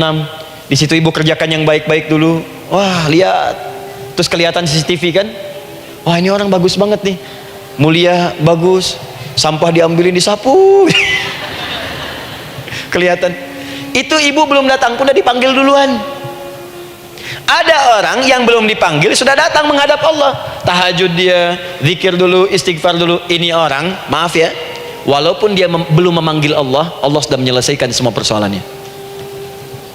Di orang-orang yang selalu ingat kepada Allah walaupun Allah dalam waktu tidak memanggilnya, maka Allah akan mengingatnya sekalipun orang ini belum bermohon kepadanya. Maka ibu nanti akan temukan orang-orang yang langsung diselesaikan persoalannya oleh Allah bahkan sebelum dia bermohon kepadanya. Dia ada orang yang seakan gak punya masalah bu. Bukan gak punya masalah, sebab setiap dia punya masalah, masalahnya diringankan oleh Allah. Dia seakan-akan gak ada beban. Ah ini indah hidupnya, enak. Butuh sesuatu, sebelum nyari datang. Ada persoalan, senyum dikit, selesai. Orang macet mengeluh, bikin status, dia macet malah senang. Dan hatinya dilapangkan oleh Allah. Bayangkan ada janji rapat jam 9, setengah 9 masih macet. Diprediksi di Google akan sampai 2 jam lagi. Yang lain mengeluh, telepon sana, telepon sini, ini. Dia enggak aja, lapang aja. Alhamdulillah ya Allah kasih macet. Morotal, saya mau dengerin surah Al-Baqarah. Buka, hafalin. Partnernya nelpon. Sampai di mana akhi? Ini sampai di surah Al-Baqarah ayat 186. Tidak ada yang sia-sia dari Allah. Sabar ya di sana. Ya, atau kita bisa koneksikan dari sini apa yang bisa saya selesaikan sekarang di sini sehingga sampai sana kita tinggal kesimpulan saja. Tenang hatinya. Gak ada berasak, berusuk, gelisah gini, telepon sana sini, klaksonin, dasar lampu merah, lama, birunya sebentar. Padahal biru nggak ada, yang ada hijau kan. Jadi kalau sudah begitu enak bu. Yang perempuan ada di Quran Maryam. Maryam kan perempuan. Dan Maryam itu bukan nabi, bukan rasul, ingin memberikan pesan kepada ibu, perempuan dimanapun, tidak harus jadi nabi supaya doa cepat dikabulkan, tidak harus menjadi rasul. Ini Maryam bukan nabi, bukan rasul, tapi dia ini luar biasa. Sebelum dipanggil udah datang, zikirnya tak terlukiskan, mohon kepada Allahnya luar biasa, menjaga diri dari hal yang dilarang oleh Allah. Apa hasilnya? Sebelum diberikan bahkan oleh pamannya sudah ada kebutuhannya. Quran surah ketiga ayat 37. Kullama dakhala 'alaiha Zakaria al-mihrab wajada 'indaha rizqa. Setiap pamannya mau memberikan kebutuhan Maryam sudah ada di dalamnya bu. Sudah ada. Itu luar biasa. Mau makan, makanan ada. Mau anggur, anggur ada. Ya. Wah, itu luar biasa bu. Jadi bermohon bahkan sebelum waktunya. Sentuhlah ia tepat di hatimu, maka ia akan jadi milikmu untuk selamanya. Wah, itu doa tuh. Aduh, mana-mana. Paham? Tuh. Jadi kalau yang standar-standar saja itu biasa. Maka datang sebelum waktunya, datang. Atau datang pas dipanggil, standar. Jadi kalau 4.35 adzan, Allahu Akbar, Allahu Akbar, ibu bangun, siap sholat, siap sholat. Itu standar. Jangan dulu bahagia, naikin lagi levelnya. Yang celaka itu ya ini nih. Dipanggil 4.35 baru bangun 5.34. Sholat subuh belum, nuntutnya udah banyak. Ya Allah, kurang apa lagi aku bermohon kepadamu. Sudah aku meminta sekarang, sholat subuh aja belum. Jadi mana keadilannya? Jadi yang pertama, respon seruan Allah. Disitulah Allah pun akan cepat merespon apa yang kita kemudian butuhkan. Jadi yang pertama lewat sholat ya bu ya. Ingat sholat. Dan sholat itu tadi dari 4 posisi saya ajarkan yang pertama saja satu supaya nggak terlampau panjang ya. Berdiri bu. Saya ajarkan satu. setiap ibu dalam keadaan berdiri dan membaca Al-Fatihah pada kalimat iyyaka na'budu wa iyyaka nasta'in, ingat pada kalimat iyyaka na'budu wa iyyaka nasta'in, maka sertakanlah di hati kita apa persoalan yang dirasakan untuk bermohon kepada Allah. Saya ajarkan cepat, kalau ibu mau belajar lebih detail ikuti kajian kami di fikih salat, sifat salat Nabi sallallahu alaihi wasallam. Nanti saya terangkan semua dalilnya insyaallah sepanjang yang saya ketahui. Baik, dasarnya Quran surah ketiga ayat 38 sampai 39 dan dikuatkan nanti di hadis qudsi. Ibu kenal Nabi Zakaria? Ya kenal ya. Ya selamat lah Bu. Alhamdulillah. Episode ke-15 kenal Nabi Zakaria, luar biasa. Alhamdulillah. Nabi Zakaria punya persoalan, sudah berumah tangga, belum ada keturunan, fisiknya sudah letih, rambutnya sudah memutih, dan mohon maaf istrinya divonis menopause dan mandul secara medis klinis. Apa yang beliau kerjakan? Sholat. Dalam sholatnya bermohon kepada Allah. Perhatikan permohonannya. Qala rabbi habli min ladunka dzurriyyatan thayyibah. Ya hunalika da'a Zakaria rabbah qala rabbi habli min ladunka dzurriyyatan thayyibah innaka sami'ud du'a. Ya Allah, aku bermohon kepadamu, anugerahkan aku keturunan. Semua mengatakan aku nggak mungkin punya keturunan. Hanya Engkau yang tidak punya batas dalam pemberian. Engkau pasti mendengar doa saya. Kalau pada yang maha mendengar tidak mengabulkan juga, lantas kepada siapa lagi aku mesti memohon? Doa ini dipanjatkan oleh beliau dalam keadaan sholat, sedang berdiri dalam sholatnya. Jadi ibu maaf ya, tolong jangan salah berpikir, semua nabi dan rasul, orang soleh sebelumnya itu sholat. Cuma kita lebih sempurna gerakan dan jumlahnya, sempurna. Orang dulu sholat. Nabi Musa sholat, Quran surah 20 ayat 14. Nabi Isa sholat, Quran surah 19 ayat 31 sampai 33. Nabi Ismail sholat, Quran surah 19 ayat ke-55. Semua sholat. Sholat. Nabi Zakaria saat punya masalah sholat. Dalam berdirinya minta dalam sholatnya. Dari mana Ustadz tahunya beliau minta dalam berdiri dalam sholat? Ayat 39 nya baca, Quran surah ketiga ayat 39. Fanadatul malaika, maka doanya itu dijawab oleh Allah. Datang malaikat menyampaikan jawaban. Wa huwa qaimun yusalli fil mihrab. Sedangkan beliau masih berdiri dalam sholatnya di mihrab, masih berdiri dalam sholat. Sholat. Di dalam sholat itu minta. Makanya semua bacaan sholat itu permintaan isinya dan dikabulkan oleh Allah. Anallaha yubashshiruka bi Yahya. Allah kasih kabar gembira, engkau akan punya anak, langsung namanya dari Allah Yahya, artinya hidup, yang mustahil menurut manusia. Lahir dari rahim seorang perempuan yang divonis menopause dan mandul menurut medis, kata Allah tidak ada yang mustahil bagiku. Lahir dan hidup dia Yahya. Kapan terjadinya? Sedang sholat. Kapan saat sholatnya? Berdiri. Nah yang paling menarik Bu, umatnya Nabi Muhammad SAW ditunggu oleh Allah 5 kali dalam sehari dan dimintakan sebelum sholat untuk menyiapkan permohonannya. Maka turunlah Quran surah kedua ayat ke-45. Ibu lihat ayatnya, wasta'inu bis-sabri was-shalah. Bahkan ditegaskan lagi di Quran surah kedua ayat 153 paling kanan sebelah bawah, ya ayyuhalladzina amanu ista'inu bis-sabri was-shalah. Yang pertama nggak pakai panggilan iman.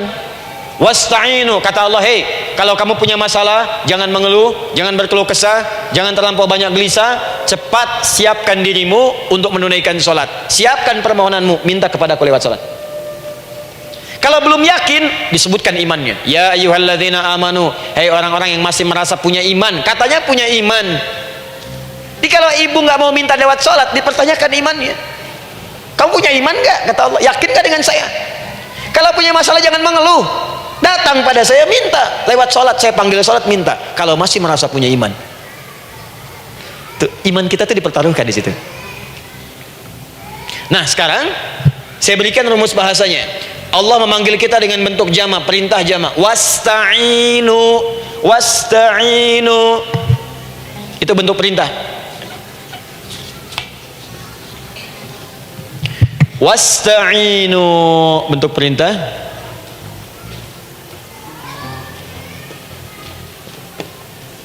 Wasta'inu.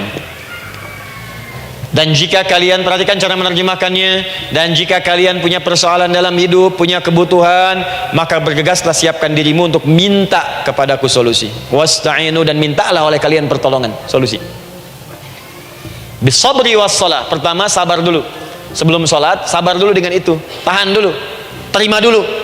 Jangan mengeluh, terima dulu. Nanti dalam sholat minta solusi. Itu maksudnya. Punya masalah sekarang jam 9 lewat, sabar, tahan dulu. Koreksi diri, istighfar, nanti zuhur minta. Atau duha sekarang sholat, datang ke masjid, sholat duha minta. Tahiyatul masjid minta sekarang. Sabar. Ini sabar, terima dulu. Jangan mengeluh, sabar. Ingat, terima, sabar. Karena Allah mustahil memberikan ujian masalah kalau kita tidak sanggup menerimanya. La yukallifullahu nafsan illa. Saya sering katakan, Bu, ya, maaf kalau kalimat ini mungkin kurang berkenan, tapi kalimat ini nyata.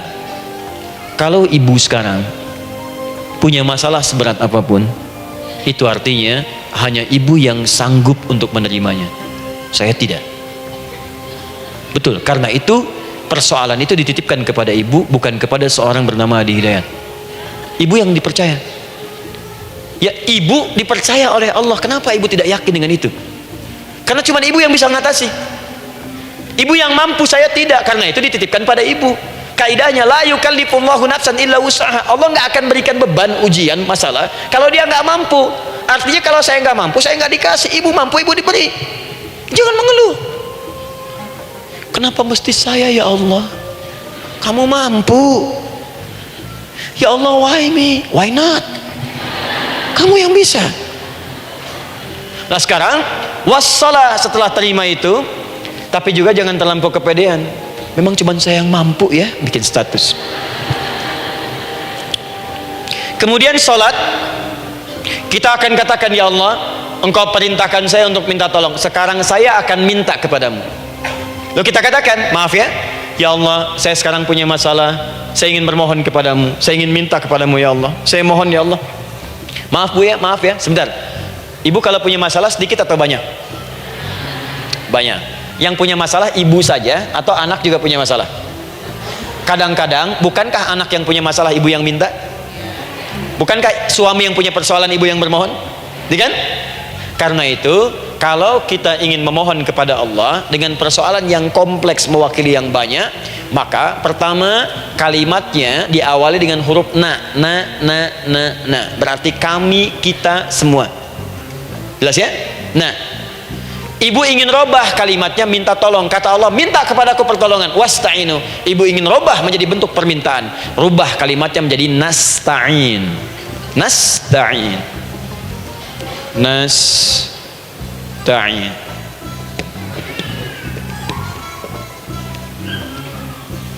Wasta'inu, nasta'in. Minta kepada siapa tadi? Allah. Boleh minta kepada selain Allah? Tidak. Hanya kepada Allah saja? Hanya kepada Allah saja, hanya kepadamu, ya Allah, tidak kepada yang lain. Maka kalimatnya menjadi iyyaka. Iyyaka. Hanya kepadamu saja, ya Allah. Engkau berjanji kalau ada masalah minta aku berikan. Sekarang hanya kepadamu saja, ya Allah, aku bermohon. Maka kalimatnya namanya iyyaka nasta'in. Sekarang saya tanya kepada ibu, apakah dalam sholat ibu membaca kalimat iyyaka nasta'in? Tuh. Saya mau tanya, ibu bacanya saat ruku atau saat sujud? Berdiri. Nggak ada orang ruku baca kalimat ini. Allahu Akbar, iyyaka na'budu wa iyyaka nasta'in. Berdiri. Iyyaka na'budu wa sekarang saya bacakan hadis qudsinya, tersambung dari Nabi sallallahu alaihi wasallam. Qala Rasulullah sallallahu alaihi wasallam, qala Allah azza wa jalla. Allah langsung yang berfirman lewat hadis qudsi. Perhatikan bahasanya. Qasamtu shalah baini wa baina 'abdi. Saya bagi dalam salat itu dua bagian, antara hak aku dan hak hambaku. Wali 'abdi ma sa'ala. Dan jika benar hambaku menunaikan kewajibannya dengan baik, menjaga hak-hak aku, maka pada saat itu apapun yang dia minta dalam sholat aku akan berikan. Apapun. Kapan itu terjadi? Perhatikan kalimatnya. Idza qala al-'abdu kalau hamba mulai membaca dalam solatnya, Alhamdulillahi Rabbil Alamin, Alhamdulillahi Rabbil Alamin, qala Allah Azza wa Jalla, seketika Allah menjawab, hamadani abdi, hambaku sedang memujiku. Ibu ingat baik-baik Bu ya, ingat baik-baik. Setiap ibu baca Al-Fatihah dalam solat itu Allah memperhatikan dan menjawab bacaan ibu. Tadi masih ingat ketika saya katakan wa idza sa'alaka ibadi anni fa inni qarib, Allah itu dekat. Ya. Wa idza qala al-'abdu ar-rahmanir rahim, kalau hamba melanjutkan ar-rahmanir rahim, qala Allah azza wa jalla, Allah langsung menjawab athna alayya 'abdi, hambaku sedang menyanjungku. Wa idza qala al-'abdu maliki yaumiddin, ketika hamba berkata maliki yaumiddin, qala Allah azza wa jalla, Allah menjawab majjadani 'abdi, hambaku sedang mengagungkanku. Sekarang perhatikan kalimat ini. Wa idza qala al-'abdu, jika seorang hamba berkata iyyaka na'budu wa iyyaka nasta'in, ya Allah sekarang hamba salat ibadah atas perintahmu, dan hamba minta ya Allah, hamba punya masalah, hamba punya persoalan, dan kau janjikan minta dalam salat. Qala Allah azza wa jalla, Allah jawab, hadza baini wa baina abdi, inilah perjanjian aku dengan hambaku. Wali abdi, kalau hambaku benar salatnya sampai bacaan ini, masalah apapun yang dia minta sekarang aku akan kabulkan. Dalam berdiri. Cuman sayang, kadang-kadang dalam keadaan ini banyak yang tidak minta.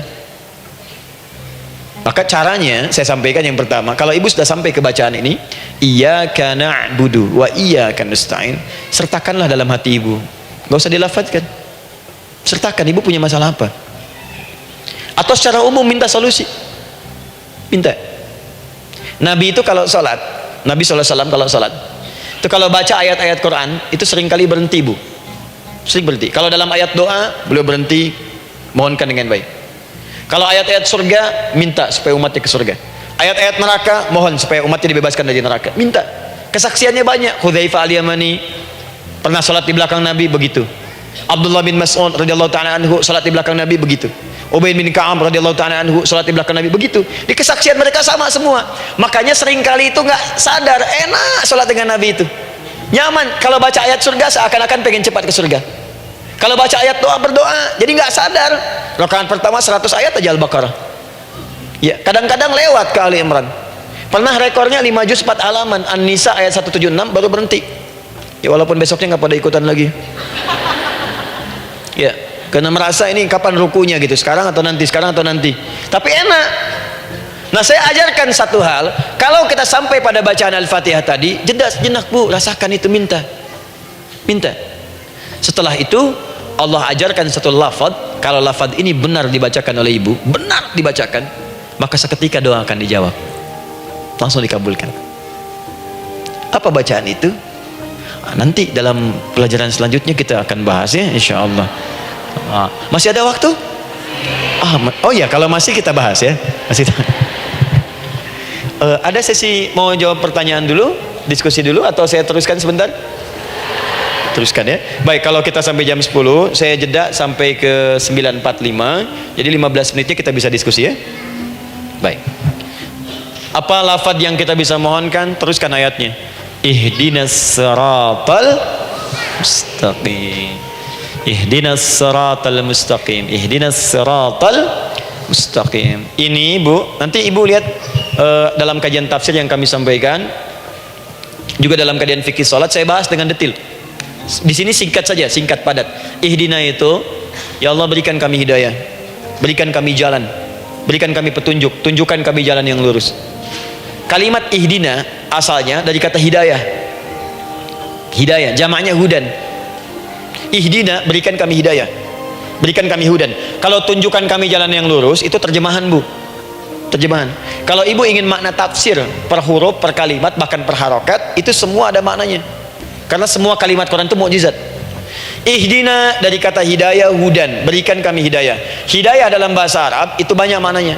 Bisa solusi dari semua persoalan, bisa jalan menuju kemudahan, bisa kesuksesan, bisa petunjuk, banyak. Kalau dikumpulkan namanya hudan, hudan. Makanya Al-Quran disebut hudan, karena di Quran ada semua. Solusi ada, petunjuk ada, kemudahan ada. Dzalikal kitabu la raiba fi hudal. Al-Quran hudan. Syahrul Ramadan alladzi unzila fihi al-Qur'an hudan linnas. Isi Quran semua hudan. Di situ ada solusi. Di situ ada petunjuk. Di situ ada kemudahan. Kalau kita ingin minta semua itu, kalimatnya dikatakan fi'il amr lit talab, permohonan dalam bentuk kalimat permintaan. Ihdina, berikan kepada kami hudan. Kalau sudah mengatakan ihdina artinya minta solusi, minta kemudahan, minta petunjuk. Jadi ketika ibu mengucapkan kalimat ihdinas siratal mustaqim, itu artinya ya Allah berikan kepada kami solusi dari masalah yang sedang saya hadapi. Berikan petunjuk dari persoalan yang sedang saya jalani. Berikan kemudahan ya Allah dari kesulitan yang tengah saya hadapi. As-siratal mustaqim, yang lurus, yang gampang. Karena jalan yang gampang itu lurus, gak berkelok, Bu. Langsung ke tujuan. Saya mau ke sini jalannya belok-belok, gak langsung, kan gak enak. Ibu mau ke satu undangan jalannya belok sini, belok sini, belok sini, belok sini. Kelokan 9, kelokan 7, kelokan 8. Ya. Kan rasanya berliku. Ibu ingin mendapatkan solusi tapi dilempar-lempar ke sini dulu berkelok, sini dulu, sini dulu, sini dulu. Kenapa nggak ibu lurus dapatkan langsung? Dalam bahasa Arab, apalagi kalimat yang fasih, mendapatkan sesuatu dengan gampang, dengan mudah. As-siratal mustaqim, lurus ke tujuan, cepat, mudah.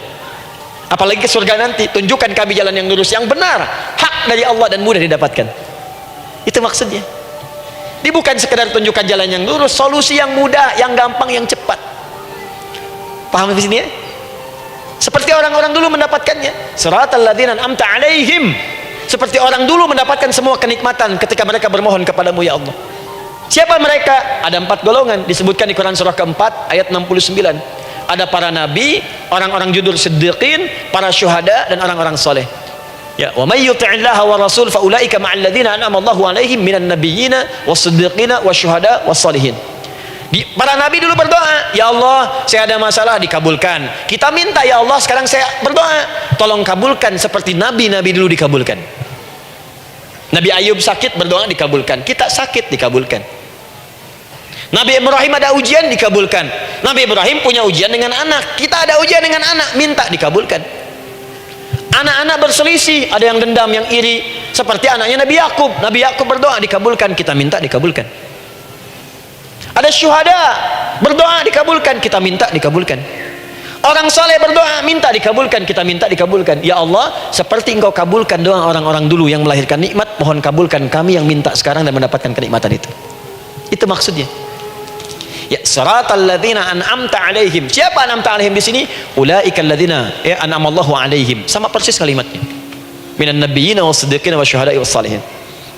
Ini jangan diartikan sebatas terjemahan. Walaupun di musim haji sekarang itu bisa dipakai. Saya tugas 2010 di Mekah. Ada jemaah kesasar, lupa maktab. Kemudian ingin balik, nggak tahu jalan. Dia ketemu askar. Askar nggak bisa bahasa Indonesia, dia nggak bisa bahasa Arab. Tapi dia hafal Al-Fatihah. Datang kepada askar, dia tunjukkan gelangnya. Pak, ihdinas siratal mustaqim. Tunjukkan saya jalan yang lurus. Tunjukkan gelang. Askar gak bisa bahasa Indonesia, dikasih bahasa Arab gak paham-paham. Tapi askar ini pun cerdas. Dia tunjuk, dia lihat gelangnya. Oh, maktab sana. Siratal ladzina an'amta 'alaihim ghairil maghdubi 'alaihim waladdallin. Lurus, jangan belok-belok. Kalau belok nanti engkau tersesat atau dicaci maki orang. Maghdub ya dicela orang, dhalin tersesat, kan? Jangan dicela, jangan sesat, lurus. Tapi kalau dalam berdoa dalam sholat minta di hati hadirkan. Jelas ya? Itu posisi pertama. Jadi pertama minta lewat sholat. Yang kedua cepat, rajin istighfar, Bu. Saya cepat ya, rajin istighfar. Masih ada 7 menit lagi. Ibu rajin istighfar. Astaghfirullah, astaghfirullah, astaghfirullah, astaghfirullah. Itu yang paling singkat. Astaghfirullahaladzim, astaghfirullahaladzim, astaghfirullahaladzim. Itu yang menengah. Astaghfirullahaladzim alladzi la ilaha illa huwal hayyul qayyum wa natubu ilaihi. Astaghfirullahaladzim alladzi la ilaha illa huwal hayyul qayyum wa natubu ilaihi. Astaghfirullahaladzim alladzi la ilaha illa huwal hayyul qayyum wa natubu ilaihi. Itu yang cukup panjang. Ibu rajin istighfar. Orang yang rajin istighfar itu diantara yang disebutkan dalam riwayat-riwayat adalah orang-orang yang cepat dijawab doanya hanya dengan istighfarnya. Jadi dia tuh punya keinginan, dia nggak katakan. Jadi keinginan di benaknya dia, terus dia istighfar. Astagfirullah, astagfirullah, astagfirullah. Itu kalau benar rajin istighfar, seketika dikabulkan. Cepat. Ada seorang yang hidup, ini tukang roti, di zaman Imam Ahmad bin Hanbal. Saya pernah kisahkan ini di beberapa keadaan. Orang ini itu ahli istighfar. Jadi maaf ya Bu ya, bukan istighfarnya pas ada keperluan aja, bukan. Ada ta'lim Ustaz Adi, sab pertama astagfirullah, astagfirullah, astagfirullah, bukan. Besok ada arisan, astagfirullah, astagfirullah, bukan. Jadi bukan ada keperluan istighfar, bukan. Orang ini membiasa istighfar. Jadi setiap mengerjakan apapun dia istighfar. Mau minum, bismillah, astagfirullah, astagfirullah. Dia setiap buka adonan, astagfirullah, astagfirullah. Nah, satu ketika Imam Ahmad itu nggak tahu kenapa pengen datang ke daerah itu. Ya kalau misalnya ibu tinggal di Cicahem, misalnya kan Imam Ahmad tiba-tiba pengen ke Cicahem aja. Terus karena lelah, mampir ke masjid. Istirahat di dalam masjid. Tiba-tiba kata penjaga masjidnya, DKM-nya, marbotnya, ya Syekh, idhab, pergi, nggak boleh tiduran di sini. Kata Imam Ahmad, saya kan cuma numpang istirahat, nggak boleh keluar. Dan dia nggak tahu kalau itu imam besar. Dan Imam Ahmad itu sudah populer Bu, sangat famous, familiar. Cuman orang kan nggak pernah lihat wajahnya. Dulu kan nggak ada Facebook, nggak ada Instagram, nggak ada handphone, nggak ada apa-apa.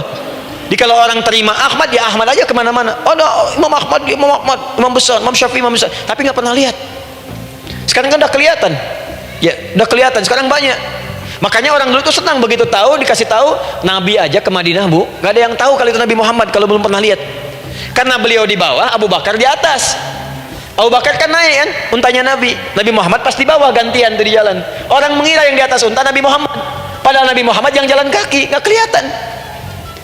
Makanya responnya bola ketika tahu Nabi, senang luar biasa. Minta doa, minta ini, minta itu. Orang sekarang tidak, karena sering banyak lihat di TV media sosial, begitu ketemu minta foto. Ini lain kisahnya, nggak tahu dia, pergi keluar. Kata Imam Ahmad, ya sudah keluar beliau, nggak mau ribut, istirahat di luar, di pelataran. Di sini juga nggak boleh. Lihat kalimatnya, barwah, keluar, pergi. Barwah itu kasar Bu. Begitu kemudian didebat lagi, saya cuma di luar. Rawah itu dari kata roh Bu, itu paling kasar. Artinya keluar dengan rohnya sekalian. Rohnya pun jangan di sini. Ya. Jadi kalau ibu nanti di Masjidil Haram misalnya kan, ada kalimat itu artinya kesel Bu askarnya. Ya, keluar. Misalnya idzabi enti, nggak mau, saya mau di sini. Ya, barwa pergi. Sampai ke rawah dengan rohnya. Itu artinya ibu disuruh pergi. Ya, bukan jangan mengelak lagi. Rawah. Saya bukan rawah, saya rohayati. Suruh pergi. Imam Ahmad pergi tuh akhirnya. Pergi. Di jalan kelihatan lah tukang roti tadi. Begitu kelihatan capek lah dipanggil, Syekh, kayaknya lelah, istirahat di sini. Dan tukang roti pun nggak tahu kalau itu Imam Ahmad. Begitu istirahat, duduk, kelihatan Imam Ahmad setiap buka adonan, astagfirullah. Bikin lagi, astagfirullah. Imam Ahmad tahu faidah itu. Tapi ingin menguji tukang roti ini, ditanya, ya akhi, kamu ini kenapa setiap anda menanam adonan itu, tepung itu, anda mengucapkan istighfar, astagfirullah. Perhatikan jawabannya. Wallahi demi Allah, tidak pernah saya beristighfar dalam setiap aktivitas saya, kecuali Allah selalu mengabulkan doa yang saya mohonkan. Di setiap minta, astagfirullah, itu dikabulkan. Cuman satu yang sampai sekarang belum terkabul. Apa itu kata Imam Ahmad? Saya ini selalu bermohon kepada Allah, ya Allah, mohon sebelum saya wafat atau setelah ia wafat, pertemukan saya ya Allah dengan Imam Ahmad bin Hanbal sebelum saya yang wafat atau wafat Imam Ahmad. Kata Imam Ahmad, astagfirullah, Allahu Akbar. Itu mungkin yang memperjalankan saya kemari. Tiba-tiba pengen ke sini, sampai diusir keluar dari rumah Allah, dari masjid, sampai di sini karena istighfar Anda. Sayalah Imam Ahmad bin Hanbal. Astagfirullah. Imam Ahmad ke situ datang. Tolong jangan lakukan pada saya. Salah di hidayat ya Allah. Astagfirullah. Saya jawab lagi dari sana, la haula wala quwata illa billah. Ini istighfar. Nah, kapan istighfar yang baik? Istighfar yang baik dilakukan setelah tahajud sebelum fajar. Saya ulang ya. Setelah tahajud sebelum fajar. Dalilnya Quran, surah ke-51 ayat 18. Baca dari ayat 15 sampai 18-nya. Jadi ibu kalau mau seperti itu, rajin tahajud dulu bu. Tahajud. Setelah itu biasakan istighfar. Itu latihan dulu, itu baru latihan. Ingat ya, istighfar menjelang fajar di waktu sahar, itu baru latihan. Astagfirullah. Nanti kalau sudah banyak latihan, ibu akan refleks. Mau duduk masuk mobil, astagfirullah. Duduk mau makan, astagfirullah. Ya, kadang-kadang ibu mau ambil handphone, astagfirullah. Itu refleks di lisan kita keluar. Ahli istighfar itu nggak direncanakan keluar di lisannya. Astagfirullah. Kalau sudah seperti itu, berbahagialah. Karena apapun kadang ibu inginkan, sepanjang itu ibu butuhkan, seketika dikabulkan. Ya. Yang ketiga, yang terakhir. Sudah 9:45, boleh sedikit? Ya, yang terakhir ya, terakhir. Jangan khawatir, setelah ini selesai. Jangan khawatir. Yang ketiga, ini amalan yang paling dahsyat. Jadi yang pertama minta dikabulkan. Yang kedua baru istighfar dikabulkan. Yang ketiga nggak ngapa-ngapain dijawab. Artinya baru terbersit, ada keinginan jawab seketika. Amalan yang ketiga ini adalah amalan yang dikerjakan karena cinta kepada Allah Subhanahu wa taala. Mahabbatillah, kecintaan kepada Allah. Amalan yang dikerjakan karena cinta kepada Allah Subhanahu wa taala. Amalannya mencintai Allah. Beda bu. Salat dengan cinta dibandingkan dengan salat karena memenuhi kebutuhan atau kewajiban saja, itu akan lain. Ibu kalau benar-benar mencintai Allah, maka dalam salat pun persiapannya akan beda. Saya beri contoh gini ya. Dari pakaian akan lain kata Al-Quran. Quran surah 7 ayat 31. Ya bani Adam khudhu zinatakum 'inda kulli masjid. Hai anak cucu Adam, kalau ada panggilan dari masjid, kenakan pakaian terindahmu. Di orang-orang yang mencintai Allah saat akan sholat, dia akan perhatikan dari pakaiannya, jauhkan dari yang haram, terus cari yang paling baik yang dia kenakan. Gak akan sembarangan. Kalau ibu pakai mukena juga cari mukena yang paling indah, bukan karena pengen dilihat orang, karena ingin Allah menyaksikan sholat ibu dalam keadaan yang sempurna. Wudu tuh hati-hati gitu. Quran surah ke-5 ayat ke-6. Ya ayyuhalladzina amanu idza qumtum ila shalah faghsilu wujuhakum wa aydiyakum ilal marafiq wamsahu bi ru'usikum wa arjulakum ilal ka'bain. Jadi kalau ada orang beriman mencintai Allah, mau salat dia mau wudu, wudunya enggak akan sembarangan, Bu. Cuman basuh. Ya, bagian kepala juga harusnya kepala, dia rambut, takut selesai. Sampai ke kaki cuma disodorkan di keran, beres. Itu sih anak kecil juga bisa. Orang ini lain. Dia akan pelan-pelan dilihat secara sempurna. Hati-hati, kerjakan karena Allah, karena ingin baik. Kalau orang sholat hanya kebutuhan saja, maka yang penting dia takbir sampai salam selesai. Tapi ini tidak. Dia akan pelajari bagaimana Nabi mengajarkan sholat yang benar. Bagaimana bacaan saya benar. Dia belajar ngaji supaya benar bacaan Fatihahnya. Dia belajar dengan baik supaya khusyuk di dalam sholatnya. Dia pahami satu-satu. Apa artinya Allahu Akbar? Apa artinya Subhana Rabbiyal Azim? Apa artinya Subhana Rabbiyal A'la? Apa artinya Sami Allahu liman hamidah? Dipahami. Di begitu dia sholat baru takbir sudah paham isinya. Jika ada orang seperti ini, dia mengerjakan apa yang Allah perintahkan karena cinta dengan Allah. Dia berzakat karena ingin mencintai Allah. Dia berinfak karena cinta dengan Allah, bukan karena uangnya. Pokoknya kalau orang cinta itu, Bu, setiap pecinta dia akan memberikan apapun pada yang dicintai, walaupun tadi minta. Dan pecinta itu sifatnya, kalau yang dicintainya senang sesuatu, akan otomatis ikut senang. Ibu misalnya senang ya dengan pasangan sebelum menikah, pasangan senang kucing, ibu akan terpaksa senang kucing. Ibu cinta dengan anak, semua akan diikuti apa yang diinginkan. Seperti itu, cinta itu butuh pembuktian. Karena itu sering saya katakan pada akhwat ya yang belum menikah, yang masih muda-muda belum menikah, cinta itu butuh pembuktian. Jadi jangan percaya kalau ada orang yang bicara di lisannya nggak ada buktinya. Aku akan seperti Dilan membawamu dalam motorku. Katakan padanya, aku tak butuh dengan rayuan kata-katamu. Itu hanya angin surga. Yang kubutuhkan, tuliskan namaku di buku nikah kita. Wah, catat. Itu caranya. Main ke Taman Dilan cuman boncengan, seakan dunia milik berdua, yang lain nggak ada. Gombal. Udah ya? Jelas? Jadi amalan yang ketiga ini kerjakan karena Allah. Saya mau contohkan satu. Ibu pernah dengar Imam Malik bin Anas? Pernah ya? Gurunya Al-Imam Asy-Syafi'i, Imam Malik bin Anas, lahir di kisaran tahun 94-95 Hijrah. Siap Kang Dan? Baik, ini terakhir nih, saya tutup nih. Benar-benar terakhir, betul-betul. 10 menit lagi kalau ada nanti tanya jawab sedikit. Imam Malik ini Bu, itu Masya Allah, saking cinta pada Allah dan Rasul, itu tidak pernah, jangankan sholat, dalam beliau memberikan fatwa pun akan mencari pakaian yang paling bagus, paling indah. Dan beliau menjaga adab dalam menyampaikan kalimat Nabi pun itu luar biasa.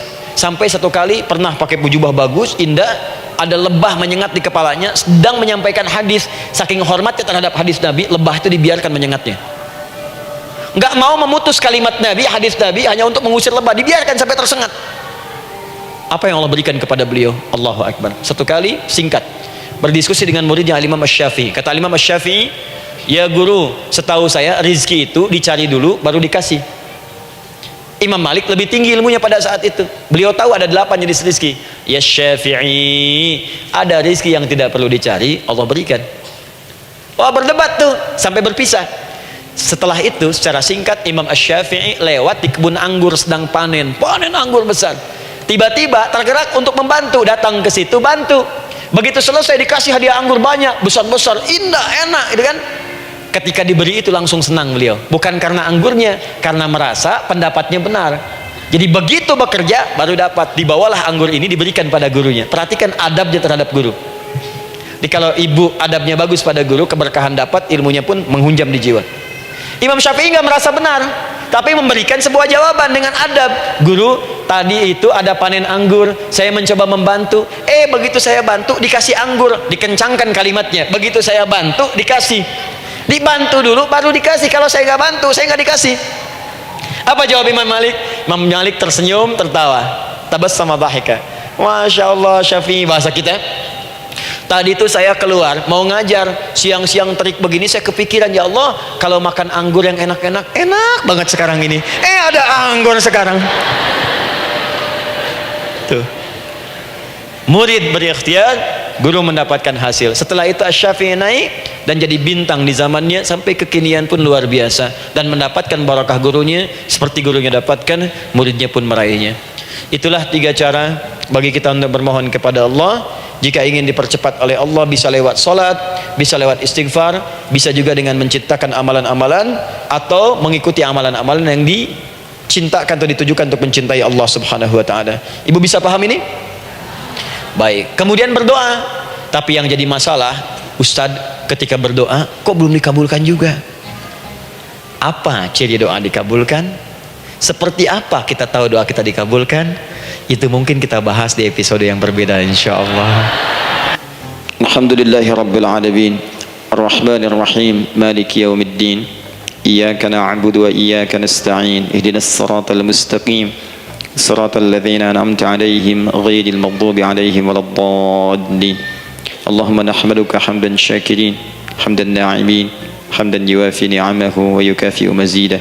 يا ربنا لك الحمد ولك الشكر كما ينبغي لجلال وجهك الكريم ولعظيم سلطانك. اللهم صل وسلم وبارك على رسولك الكريم نبيك الأمين سيدنا محمد وعلى آله وصحبه وأمته إلى يوم الدين. اللهم ربنا يا الغفور الرحيم لا تدع لنا في مقامنا هذا fi kulli maqamin dzamban illa ghafarta. Duhai Allah, kami bermohon kepadamu, Engkau yang Maha Pengampun, Engkau yang Maha Penghapus segala dosa. Kami mengakui kami berbuat salah, kami mengakui banyak dosa kami kumpulkan, maka kami mohon kepadamu ya Allah, jangan biarkan ada satu orang pun berada di sekitaran majlis ta'lim ini kecuali sebelum ia pulang Engkau telah ampuni segala dosa-dosanya, Engkau telah gugurkan dan hapuskan segala dosa-dosanya. Wala hamman illa farajtah. Ya Allah, jika ada satu orang pun di antara jamaah saat ini yang merasakan kegelisahan dalam hatinya, jangan biarkan dia meninggalkan area majlis ta'lim ini kecuali Engkau telah tenangkan keadaan hatinya. Allahumma wala maridan illa syafaitah. Jika ada di antara kami yang tengah Engkau uji dengan penyakit seberat apapun, maka mohon angkat dan sembuhkan segala penyakitnya. Allahumma wala dainan illa qadaitah. Ya Allah, jika ada di antara kami yang berat hidupnya karena lilitan utang piutang, terjebak riba dan sejenisnya, maka mohon ya Allah dengan keikhlasan amalannya, mohon angkat dan berikan rizki limpah terlimpah kepada untuk melunasi utang-utang dan terbebas dari litan riba dan semacamnya. Allahumma ya arhamar rahimin, Allahumma tubna ilaika min kullil ma'asi. Ya Allah, kami ingin memperbaiki diri kami bertobat dari segala maksiat yang pernah kami kerjakan. Allahumma asli ahwalana ma yuqarribuna ila ridhak. Ya Allah, kami bermohon kepadamu mulai hari ini, mohon bimbing kami untuk memperbaiki diri supaya kami bisa lebih dekat denganmu ya Allah. Allahumma asli azwajana. Ya Allah, kami mohon sayangi dan perbaiki ya Allah akhlak suami-suami kami. Ya Allah, mohon bimbing suami-suami kami jadi suami yang baik, membimbing keluarga menjadi keluarga yang saleh. Allahumma ya Allah, Allahumma arsyad wa aslih ya Allah azwajana zawjatina. Ya Allah, demikian dengan istri-istri kami ya Allah, jadikan mereka perempuan-perempuan yang salihah, bimbing menjadi ibu-ibu yang baik. Allahumma abnana auladana dzurriyyatina, Allahumma aslih lahum ya arhamar rahimin yakunu salihin liyakunu su'ada fid dunya wal akhirah. Ya Allah, anak-anak kami, cucu-cucu kami khawatir berpisah dengan mereka di akhirat nanti. Kami mohon ya Allah, jika memang ada maksiat yang mereka kerjakan karena dosa-dosa kami mohon ampun ya Allah. Perbaiki anak-anak kami, bimbing cucu-cucu kami ya Allah, jadikan mereka anak-anak saleh, anak-anak yang bisa memberikan mahkota kepada kami di akhirat ya arhamar rahimin. Kami malu dengan anak orang lain yang telah hafal Al-Quran, kami malu dengan anak orang lain yang telah mampu tahajud, kami malu dengan anak orang lain yang telah bisa membaca Al-Quran dengan baik, sedangkan anak kami masih sibuk dengan dunia ya Allah. Kami takut bila wafat tidak bisa memberikan petunjuk kepada mereka dengan izin-Mu. Allahumma ya arhamar rahimin, Allahumma idza kana hunalika baqiyati ayyamina faj'al baqiyata ayyamina ya Allah hayatan thayyibah. Duhai Allah, kami bermohon kepadamu, jika memang terbentang masa kehidupan bagi kami sampai dengan hari esok, maka mohon jadikan sisa-sisa hidup kami lebih baik daripada hari-hari yang sebelumnya. Wa idza kana hadzal yaum min akhir ayyamina faj'al ya Allah hadzal yaum husnal khatimah. Ya Allah, kami mohon, jika memang hari ini adalah hari terakhir kami hidup dan harus kembali kepadamu untuk wafat, mohon jadikan di hari ini kami husnul khatimah. Allahumma qawwi lisanana ila kulli kalimat at-tauhid la ilaha illallah Muhammadur Rasulullah. Ya Allah, kami mohon, jika kelak kami akan wafat, ringankan lisan kami untuk mengucapkan kalimat tauhid la ilaha illallah Muhammadur Rasulullah. Wa ajib kalimatan bi qawlika ya ayyatuhan nafsul mutmainnah irji'i ila rabbika radiyatan mardiyah fadkhuli fi ibadi wadkhuli jannati. Ya Allah, kami mohon kelak nanti dalam sakaratul maut nanti, jika kami bermohon kepadamu dengan kalimat tauhid la ilaha illallah, mohon jawab kalimat kami ya Allah dengan panggilanmu yang indah. Ya ayyatuhan nafsul mutmainnah, hai jiwa yang sudah tenang, irji'i ila rabbika radiyatan mardiyah, hai cepat pulang menghadap kepada Rabbmu, hai cepat pulang menghadap kepada Rabbmu, hai cepat pulang menghadap kepada Rabbmu. Aku ridha dengan semua amalmu, engkau pun akan ridha dengan semua pemberianku. Adkhuli fi ibadi wadkhuli jannati, engkau aku masukkan dalam golongan hambaku, aku siapkan surga untuk menyambutmu. Allahumma ishtaqna bi Rasulillah sallallahu alaihi wasallam. Ya Allah, kami rindu sekali dengan Rasulullah sallallahu alaihi wasallam. Lam na'ish ma'ahu fil hayat wa lam narahu fil manam. Kami belum pernah hidup bersama beliau di dunia, tidak mampu menatapnya di alam mimpi. Maka mohon ya Allah, jangan biarkan kami berpisah dengan Rasulullah di akhirat nanti ya Rabbal Alamin. Jumpakan kami dengan Rasulullah di taman Firdausmu yang paling indah. Allahumma ya arhamar rahimin, Allahumma rizqna yusra ya Allah likulil hujjaj. Ya Allah, anugerahkan kemudahan, kelapangan kepada para jemaah haji yang berhaji tahun ini ya arhamar rahimin. Allahumma taqabbal minhum ya Allah hajjahum, sa'yahum sa'yan mashkura, wa dhanbahum dhanban maghfura, wa tijaratahum tijaratan lan tabur. Ya Allah, jangan sia-siakan pengorbanan fisik mereka, biaya mereka, waktu mereka, tenaga mereka, emosi mereka. Terima haji mereka ya Allah, jadikan sa'i mereka berhasil, tawaf mereka benar, jadikan seluruh manasik yang kau ridhai ya arhamar rahimin. Allahumma ya Allah, rizqan rizqan hasanan tayyiban liyahujju kullu man lam yahujj ya arhamar rahimin. Ya Allah, bagi kawan-kawan kami, kerabat kami, saudara kami, tetangga kami yang belum berhaji, maka anugerahkan kemudahan bagi mereka untuk berhaji ya Allah. Anugerahkan kelapangan untuk berhaji ya Allah. Sekalipun memang tidak terbuka kesempatan itu, maka mohon anugerahkan sifat mabrur kepada kami sekalipun tidak mendapati ibadahnya. Allahumma ya arhamar rahimin, Allahumma rizqna ya Allah nikmatan salihah. Ya Allah, anugerahkan kepada kami nikmat untuk menjadi orang saleh di dunia dan kembali kepadamu di akhirat dalam keadaan saleh. Alhiqna bis salihin ma'al ladzina an'amta 'alaihim minan nabiyyin was-siddiqin wasyuhada was-salihin wa hasuna ulaika rafiqa. Ya Allah, kumpulkan kelak kami di surga dengan para nabi, orang-orang saleh, para syuhada, orang-orang yang benar di hadapanmu. Itulah nikmat terbaik yang mampu kami dapatkan. Allahumma ya Rabb, Allahumma aslih Allah qulubana ati anfusana taqwaha wa zakkiha anta khairu man zakkaha anta waliyuha wa maulaha. Ya Allah, jika memang kami telah Engkau anggap baik sampai dengan pagi hari ini, maka mohon jaga kami dalam keadaan baik sampai wafat ya Allah. Berikan kami kekuatan untuk istiqamah, jauhkan kami dari pengaruh nafsu ya Arhamar Rahimin. Ya Allah, jika ada saat ini orang-orang yang menyakiti kami ya Allah, berkhianat kepada kami ya Allah, menzalimi kami, maka mohon ampuni dosa mereka ya Allah. Maafkan mereka ya Allah, bimbing mereka untuk sadar dan bertobat ya Allah. Titipkan dalam jiwa kami sifat untuk saling menyayangi ya Allah. Titipkan dalam jiwa kami sifat untuk saling memaafkan ya Allah. Titipkan dalam jiwa kami sifat untuk bisa memperhatikan ya Allah. Allahumma ya Rabb, Rabbana atina fid dunya hasanah wa fil akhirati hasanah wa qina adzaban nar. Bifadlika subhana rabbika rabbil izzati amma yasifun. Wassalamun alal mursalin wa akhiru da'wana alhamdulillahi rabbil alamin. Sebelum saya akhiri dengan doa kifaratul majlis dan salam, saya ingin ucapkan terima kasih pada seluruhnya untuk ta'lim kita di pagi hari ini. Semoga Allah menerima semuanya dan semoga Allah muliakan. Dan terkhusus juga untuk Kang Daan, terima kasih untuk kali ini dan semoga istiqamah dalam kebaikan dan Masya Allah. Amin, amin. Beliau menginspirasi dan saya ingin menjadikan juga beliau sahabat dalam kehidupan untuk seluruhnya. Amin. Dan sahabat terbaik selalu memberikan yang terbaik untuk sahabatnya. Karena itu di pagi hari ini saya ingin sampaikan kepada Bapak Ibu sekalian, Bapak mungkin yang hadir, Ibu yang hadir, saya ingin berikan pada sahabat saya satu anugerah yang mungkin Allah titipkan. Saya akan ajak Kang Daan untuk menunaikan ibadah umrah dengan saya di bulan September insyaallah. Saat kami akan berangkat pada tanggal 9 September tahun 2019. Saya kira itu dan semoga bermanfaat insyaallah. Baik. Semoga Allah muliakan untuk semuanya. Terima kasih.